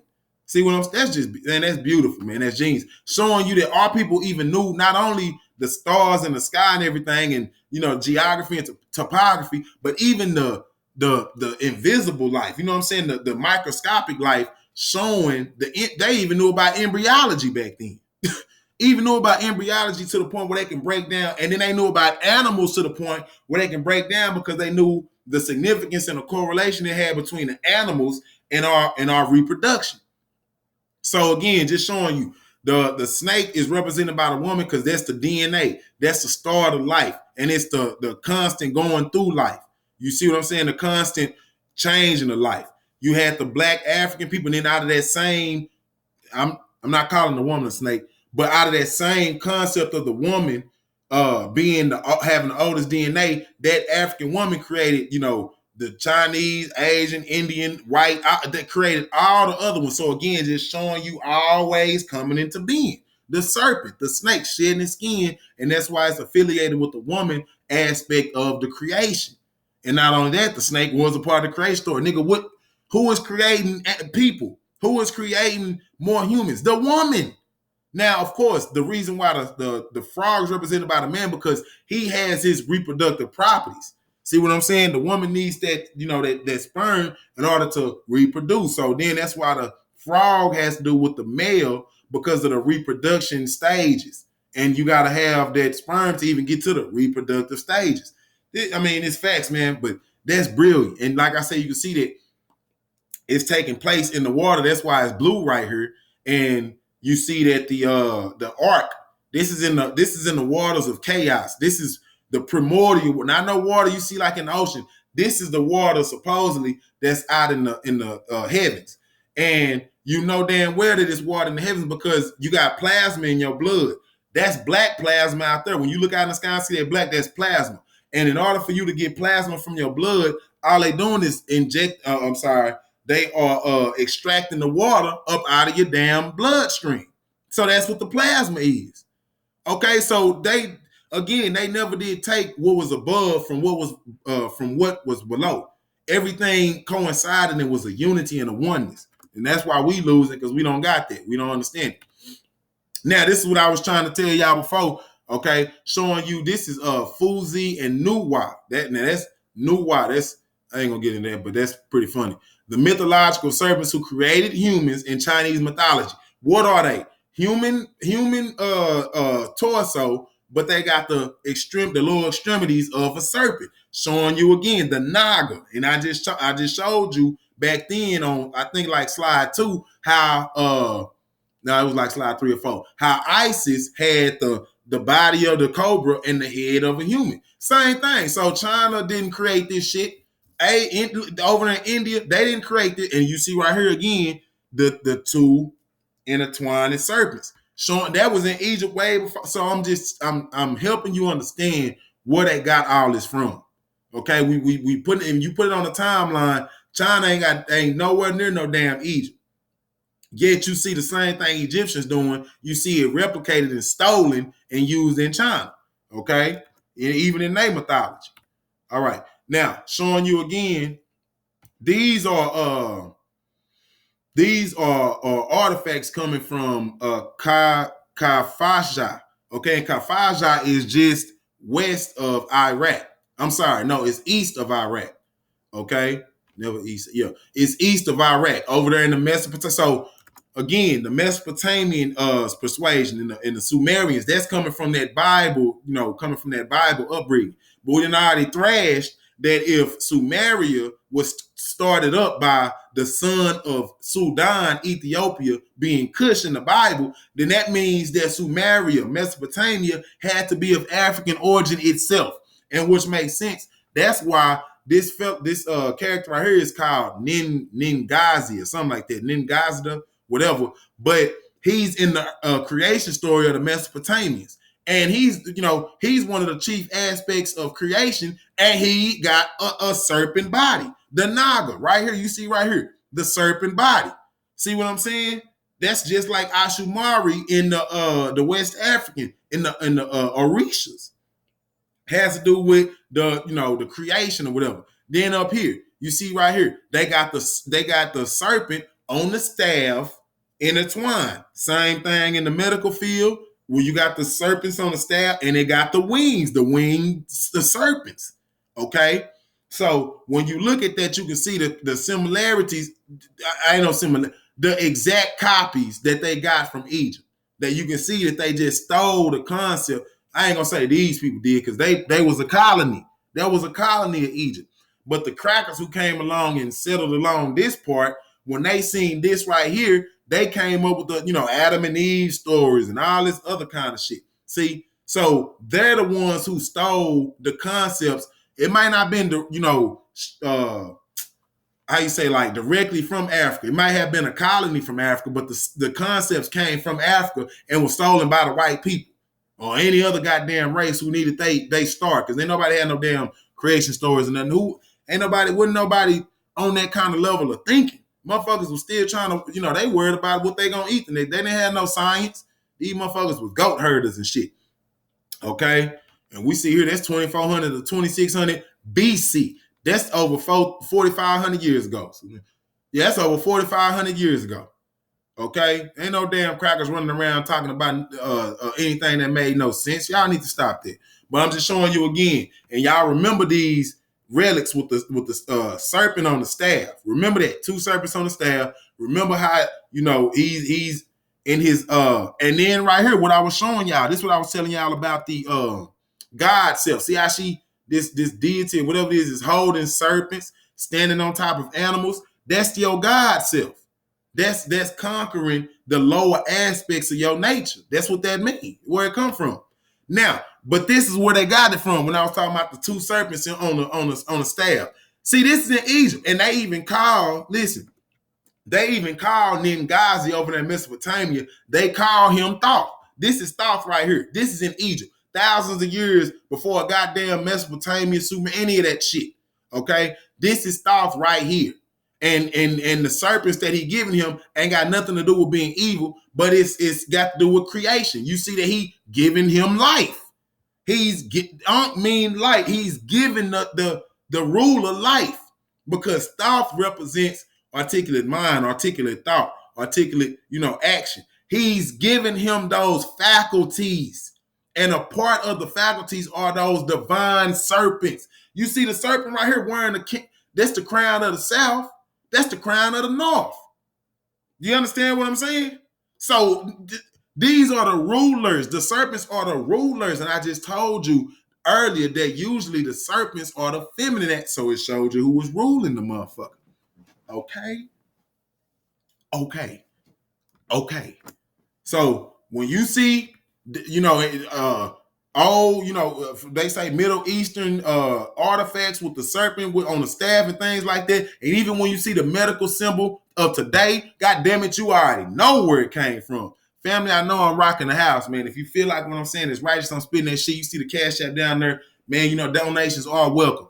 If you want me to pull up and give you one of these Power Pack lectures in your city, your hood, wherever the case may be, man, hit me up in the inbox. You see the email down there. Put you some coins together before you do. Get me out there and we can make something happen, family. So know your history, man. Again, like I just said, history is not a game of remembrance. It is an instrument of power. It's an instrument of power, family. Okay? It's an instrument of power. Now, moving on. So just showing you right here, just giving you more aspects of India. You see them with the half human, half serpent, the Nagas. That's coming straight out of the African philosophy, man. Then you see Mami Wata. Mami Wata, I think that's over there in the West African countries. But you see Mami, and that's why I say that's why it was funny that this right here name is Nuwa, because you had over here Mami Wata. Now we all said she got the serpent, Mami Wata. She's in connection with water, serpent, creation. It's the same principles, man. You can't get away that serpent, that water, that woman. That it always got to do with that creation story. And just like we said, Made mean water. Then when you go to the creation story of the Ogdo, you can see that it take place in the water, in the primordial waters. Okay. And then right here, this is still some more not Middle East. Yeah, I guess it is Middle Eastern, if you want to call it that. Over there in Mesopotamia or Samaria, continuing on with a creation story. You see, he got the serpent body. Then he got the wings right here, the winged serpent. See? And what did they say? That the word was the serpent. So here it is. He's a chief aspect of creation. It was named Ningish Zeta, okay? Chief aspect of creation. And he's in the form of a serpent. Not only that, a winged serpent. And they say that the word was a serpent. I know y'all see the word was a serpent. Then right here, he got a staff that's entwined with two serpents, just like we seen right here. He got two staffs that's entwined with two serpents. Right? They got it from here. That's why they call him Thoth, because that's where they got the character traits from Egypt, the Thoth in Egypt. Then you come down here, okay, Sumerian DNA symbols. And then, goddamn, family, there go the unk right. I could throw this goddamn. There go the unk right there. So they try to tell you that Mesopotamia, oh my bad, they try to tell you Mesopotamia and Sumeria is older than Egypt. Motherfucker, how is it older when everything that Mesopotamia and them got is a direct copy? I'm talking about, nigga, that's an unk right there. That is an unk right there. And that's all the way east of Iraq. Not Iraq. We still going east. That's so far. Nigga, do you know how far away it is from Egypt? But see, that lets you know that it was one teaching. It was one philosophy back then, because ain't nobody else rivaled it. Didn't nobody else have the fucking science or the mind power to even rival nothing like that. Okay? So entwined serpent symbol given to Enki's son. Then his daddy's name was Enki. So you can go look that up. I'm pretty sure y'all know about Enki and that creation story and that mythology and all that kind. If not, go get familiar. Okay? But the thing is, the main thing to take from this, don't ever look at something else without trying to find the origin of it. And then if you know damn well that origin as an African root motherfucker, you need to jump ship immediately and go to find out what the Africans were saying about that certain topic. Because all these other motherfuckers is lost in the sauce. I'm telling you. Now, going on. Now, this is in Americas. This is in Americas, y'all. Do you see the damn staff right there? Do you see the staff with the two serpents going up? I need to know if you see that. Okay. Now, that's supposed to be Quetzalcoatl. That's the damn, the savior of the Mexicans in America, the Indians in America. Okay. So here, I mean, damn, the same staff here with two serpents is right here. Now, I know this is two staffs separate, but it's the same thing. Two serpents on the staff going up, intertwining up. It's the DNA. It's the, it's got to do with that enlightenment. Okay. Then you right here, it's the same thing. Come on now. Who y'all playing with? Then right here, you see that he got the damn serpent on his head. Family. He got the serpent on his damn head. We're on slide 28. Okay. Where is it? Now, God, is that not the same concept? Y'all gonna really tell me this is not the same concept? This man got look at the serpent on it. We can even go here. Look at the serpent on all this. Right on the head. And then you go here to 20. Let me get back. Where we at? 28. Then you see the damn serpent on his. Come on now. Y'all not gonna tell me that these people thousands of leagues away from each other just had the same idea. And don't give me no shit about no damn monkey sitting on two different continents coming up with the same plane. Motherfucker, that's dead.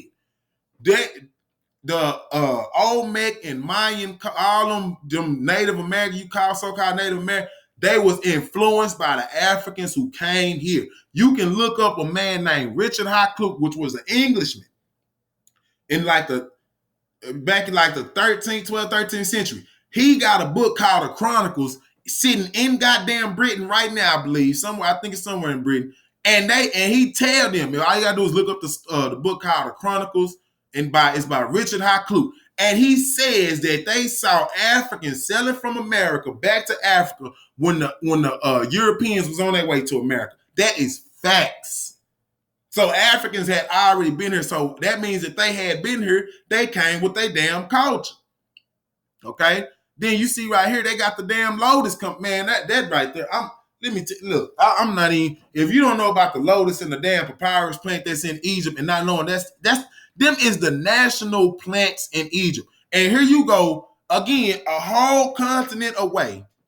And you got motherfuckers with lotuses in they, come on now. I mean, damn, bro. Damn, bro. What else? I mean, what is it going to take for you niggas to understand that we are the supreme beings on the planet? Even right here, you go, I think this is Aztec. They got the two animals. I just showed y'all in the other one where the two animals represent conquering and mastering yourself. That's the God self. And it's two serpents. Man. Now we finna get to his name is Wan Tian Shang Di, something like that. But he's known as the Black God. Now he's a real man who was deified. He was deified, and they call him the Black God. Now, what's key, because I touched on this in one of my my other lecture with the the African presence in China and Asia. Now, what's key is he's represented by a turtle and it was a turtle and a snake. So it's a snake that's intertwined around a turtle. Two reptiles. Usually he'll have his foot on him. Sometimes they'll be in his stomach. But that when he have his foot on him, that's symbolic of the God self. And then I'm gonna read the story on why that came about, so you can understand the God self. Because originally the turtle and the snake represented his own intestines, his own desires, his own. And when he cut that out from him, he came back to see that those same desires was eating people, eating animals, terrorizing them. And it's all symbolic for mastery of yourself. Okay, so Xuan Wu is the name of the turtle with the the turtle with the snake wrapped around it. But it's also called the Black Warrior. See, that serpent. And again, it's a turtle, but it's still a reptile. So you will see it interchangeable with different reptile species. Sometimes they'll stand on a crocodile while holding two serpents. They'll stand on different reptiles or something. But it signifies standing over your lower nature, your lower half. Okay. Now, yeah, so we got that, the black guy, the Black Warrior. Now, this is other depictions that's just showing. You see the turtle and the snake right there. See, and sometimes his foot will be on it. You see the turtle and the snake right here. See? And you see them sitting, I don't know, I think they might be standing on top of a snake. See, but these are the two deities. These are two deities. Now, again, like I said, he was an actual king who was deified. Okay? And you see every shit in every damn portrayal, he black. Goddamn. I mean, he's black. Shit. You see the snakes down here. See the snakes on the side down there. See, just showing you. So that snake moved from different culture to culture. Now, what I'm gonna do is I'm finna read something for y'all. Okay. Okay. Now, I just want you to see, because this is talking about one. See, as mentioned 2 days ago, today is the birthday of the mortal turned god Zhuan Tian Shang Di. Okay, it's a Christopher Todd stole it. Zhuan. You know what? I don't think I need to read that. I just want y'all to see that he was a man, a mortal man, and he actually got deified. Now, let me read this story. Okay. Zhuan Tian Shang Di reaches self-perfection and is led to heaven, but there he learns that evil clouds have filled the world below. Further still, he learns that the source of the evil arises from his very own subordinates who have run away down to the middle world of mortals. Therefore, his mission after perfection involves conquering these demons and converting them back into his generals. This mission clearly illustrates the relationship between demonic and perfected form in BUG. Here, the demonic is not someone unknowable, other, but part of the self. See, so part of himself. And I'm gonna read this other part so you can see. Hold on.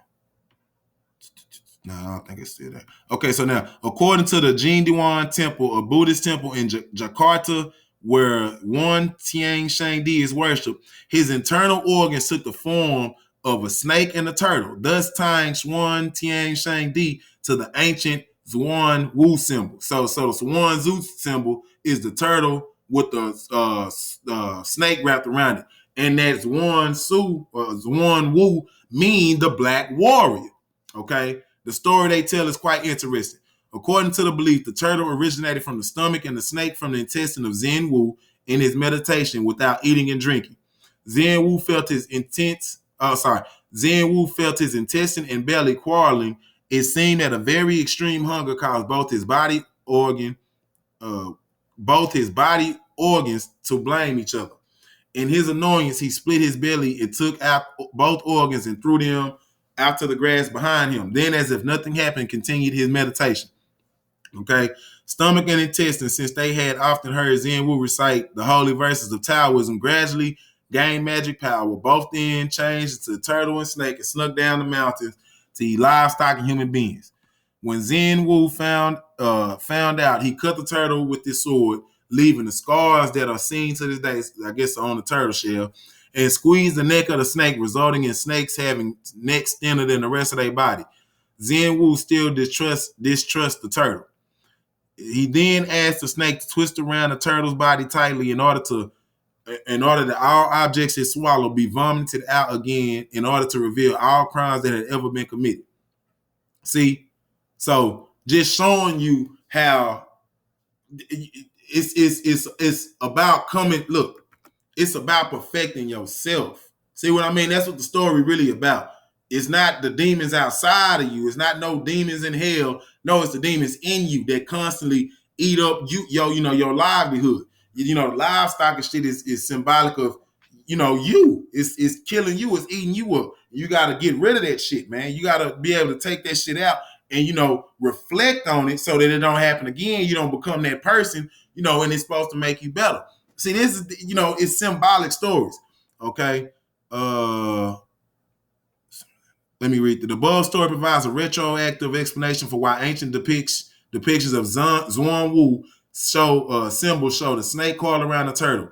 Ty Stroll writes that this symbol was originally as an astronomical symbol for direction north, but subsequently began to converge with an anthropomorphic god of the north of the five dynasties. Come on. I think that's all I'm gonna read on that one. Yeah, if you interested in that, man, have at it. Go out there and figure it out for yourself. I'm just here to show you what that serpent and stuff ain't always negative like they say. All right, so that's that on that. Now we done went from goddamn America, Africa, Arabia, India, all the way over there to Asia, showing you how it's a African centered foundation for their stories. Damn near all their stories. Okay, now this right here is the first flag of the Qing dynasty. Qing. That's the first dynasty of the, over there in I ain't gonna say the first. It's one of the. No, I think it is the first dynasty in Asia or in China. The Qing dynasty. Qing.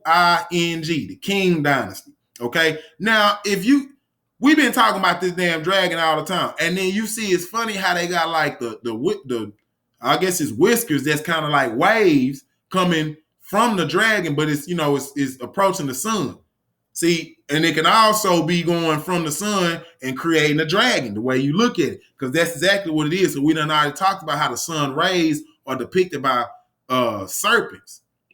See, the sun rays are depicted by serpents because of the UV and all that kind of stuff. If you didn't get it, rewind it and goddamn it, try to get it.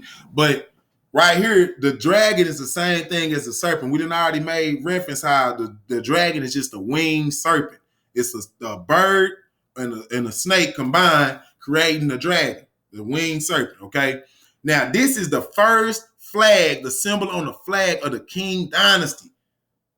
But look at this. This is in Egypt. Now, damn, you see that it's a winged serpent with the sun above it. And then you see it's the waves here, but the body is also a wave, just showing you that it's the sun waves. It's the rays from the sun, the waves from the sun. Then you see here, it's the same thing. Got the sun up here, and then it follows down to the serpent making the waves. So it's showing you right there that the Qing dynasty clearly got their inspiration from the African people, man. Come on, dog. That right there is clear. That's clear. So showing you that the serpent is, not only the creation of light, but the creation of people nations. They create their nations with this kind of science. Okay? Now, this is what I was trying to tell y'all with the philosophy and Ophi, and how Ophi, now sometimes they spell Ophi, O-P-H-I, sometimes O-P-H-Y. I guess at this point it'll be the suffix because it's at the end of the sentence rather than being at the front. Like Ophiuchus, that was the prefix. You see O-P-H-I in the front. Here you see O-P-H-Y in philosophy in the back, okay? So what is the etymology, the definition of philosophy? The term philosophy is coined from the Greek words philos, meaning to love, and Sophie, meaning wisdom. See? So Sophie, wisdom, and then you got philos, love, so the love of wisdom. So Sophia, Ophiuchus, all it, it's the love of wisdom. Thus, in its etymological sense, philosophy accounts for the love of wisdom. The term was probably, I ain't going to go through all that. So it's the love of wisdom. Okay? And again, that's why you see the dragon right here. You see out reading the book, helping the student read and learn and understand. Then over here, guarding the gold. Because listen, Nubia means gold. That's a country in East Africa. Then you got Ghana. Ghana means gold in West Africa. So we was rich all over the continent. So whenever you try to make a connection to something synonymous with gold, nigga, it's black people. Okay? Everybody know that black and that gold here it's like no other color combination in the world. That black and that gold. But I'm saying that to stress the fact that wisdom and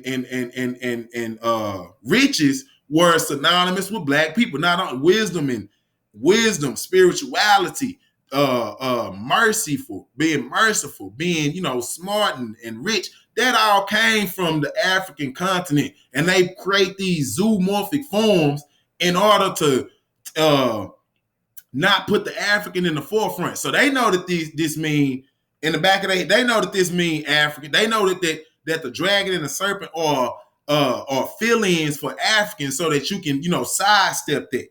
But these people know that. You understand what I'm saying? So it's up to you to know that. You gotta put this in your mind for you to understand. Okay? Now, this right here, hard body right here, man. This right here, hard body right here. Okay? So now you see Jesus on the cross. See? You see Jesus on the cross. But let's read damn, did I not get it on there? Damn. Oh, I think it is. Okay, here you go. John 3:14. As Moses lifted the serpent up in the wilderness, even so must the Son of Man be lifted up. So right there, they're making comparisons from Jesus to the damn serpent right there. Now, again, we're going to say this. When we lift it up, matter of fact, fuck that. Fuck that. We're going to, hold on. Where it say the word at? I think this is right here. To the light appears on the lady. Where is it? When they talk about the word, I think it's. Hold on now. Let me get this. Where the hell is it at when it said that Ophi mean let me go back. It's probably back here somewhere. Ophi, I think the word. Hold on. Damn, man, I should have. Anyway, basically what I'm saying is, you see how they making Jesus similar to the serpent, but then when you seen that whenever we was looking at one of the slides, it said that the word was the serpent. See, Jesus supposed to be the word, and he's supposed to be God and everything, and then they interchange him with the serpent. I'm just trying to find where was it at. I know it's on here. Nearby burial mound. No, it ain't it. I could have sworn it was this, dormant. Oh, there you go. There it is. In the earliest schools of mysticism, the symbol of the word was the serpent. The symbol of the word was the serpent, y'all. So then we go here and we see the Son of Man, who's supposed to be God, who's supposed to be the word. And just like he was lifted up, the damn serpent was lifted up. And the serpent was lifted up before him. So that gives you a sequential order. The serpent came before damn Cro-Magnon Neanderthal. Listen, then on 2 Corinthians 5:21, for he made him who knew no sin to be sin for us, that we might become righteousness of God in him.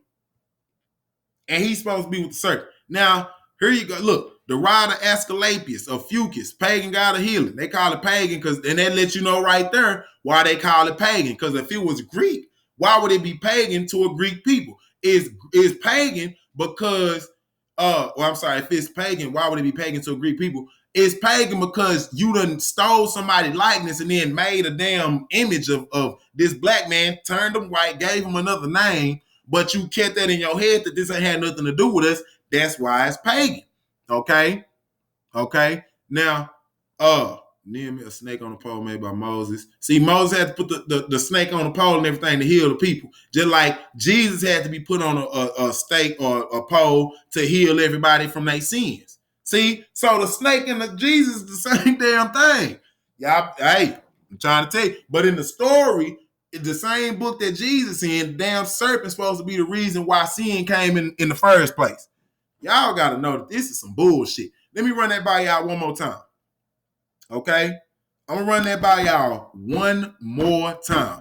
Just like the snake had to be put up on the cross for the Israelites to be healed from the poison that they got, Jesus had to be put on the cross for your sins. See? So he's supposed to be the cure for your sins. Huh? See? We talking today. But in the same book that Jesus is your savior, in that same book, that damn serpent's supposed to be the reason why Jesus got to die for the sins anyway. So how does this work? This only works when you don't have a good understanding of the book that you keep trying to put on people. Now, Numbers 21:9, bronze serpent on the pole, equated to John 3:14 and 19:30-33, dead Jesus on the cross. Listen, a dead body meant that Jesus' human nature no longer generated wrongful promptings. The law of sin which dwells in every human being was therefore ended. Huh? Y'all better know, man. I'm telling y'all, man. I goes hard. Body. And the thing is, with white people, they, either they gonna rule or they gonna ruin. It ain't no in between. They can't coexist with you. Either they gonna rule your ass or they gonna ruin the civilization in which you're trying to upkeep. That's it. That's it. I don't want to hear nothing else about nothing else. Y'all niggas are definitely out of whack and out of sync with your damn self. See, this is why you have to be anointed. This is why you have to grow, because when you grow, it breaks the yoke. What is the yoke? See, another thing in that story was Zen Wu. He had a chance to, he came back with 4 reincarnations. His first 3 was like a prince or a king or something. On the 4th, when they said, now look, you can either get this shit right, you can be an immortal, or your ass gonna be an ox. What they put on that ox, they put their yoke on his ass and put him to work. But when you anoint yourself, when you grow, you break that yoke. That's breaking that slave bond, getting up out of that constant everyday, stress and turmoil. You have to be the one to get yourself out of that shit and gravitate to what resonates. Gravitate to what resonates. Stop going in with this dumb shit, man. You understand what I'm saying? Knowledge makes man unfit to be a slave. So when you growing that yoke, when you growing and you break that yoke, that's symbolic of you gaining the knowledge to get up out the yoke of this motherfucking world, man. God damn it, I'm tired of this shit. Okay? Now, just to piggyback on what I'm saying, what Malcolm X say, without education, you ain't going nowhere in this world. But you got to have the right education. Okay? You got to have the right education. Get your history. History is not a game of remembrance. It is an instrument of power. Power. That's why we ain't got no power. We don't know who we is. Man, know thyself. That's the first thing that you're supposed to do. And even in the damn book, in the Bible, what did Jesus tell you? You gotta what did it say? First, you gotta know the kingdom of something like kingdom of heaven or whatever the fuck he said. But the kingdom of heaven is in you. So first of all, in order to seek first, that's what he said. Seek first the kingdom of heaven. That's the first thing you do. Seek first the kingdom of heaven. The first thing you do. And then when you go to Luke 17:20, and he was asked, well, where is the kingdom of heaven? Jesus said, it's in you. It's in you. You got to know your damn self first. Not know Jesus first. Not know your heritage. Know you first. Once you know you, then you can go out and do whatever the fuck you want. But you got to know who you is first. Family, that's key. That is key. That is key. Okay? That is very key. So I don't want, people out here sowing seeds of discord talking about you need to know this and no motherfucker, know your damn self. Okay? Don't let nobody else trick you out of your divinity. Understand who you are, what you need to do, and get that shit done. Figure out your divine purpose, then handle your divine duty, and then in that time, you can be a model of divinity your damn self. Until then, ain't nothing going good, okay? Nothing is going good, all right? Now, family, I went hard about it today. Like I said, man, fuck with your boy. MadeMenMarketplace.org is the website that pays. Get over there, get you some of that fly black on apparel. You understand what I'm saying? It's a 1-on-1, second to none. I'm going to say that all the time and every time. Family, you got to know that I love you. Take care of your damn self, man. Get you some kind of knowledge. Know the enemy. You got to know the enemy. And you always got to know that history will be great to Mother Africa because I will write it. With that being said, family, black fucking power. Stay out there, man. Stay on your note, man. Be vigilant, man. Fortitude. You know what I'm saying? Don't go out there following for anything. Know what you're going for, and then you stand on that shit. All right, family? So y'all take it easy. I'm going to see y'all in a couple months, man, with some hard body lectures. Stay tuned.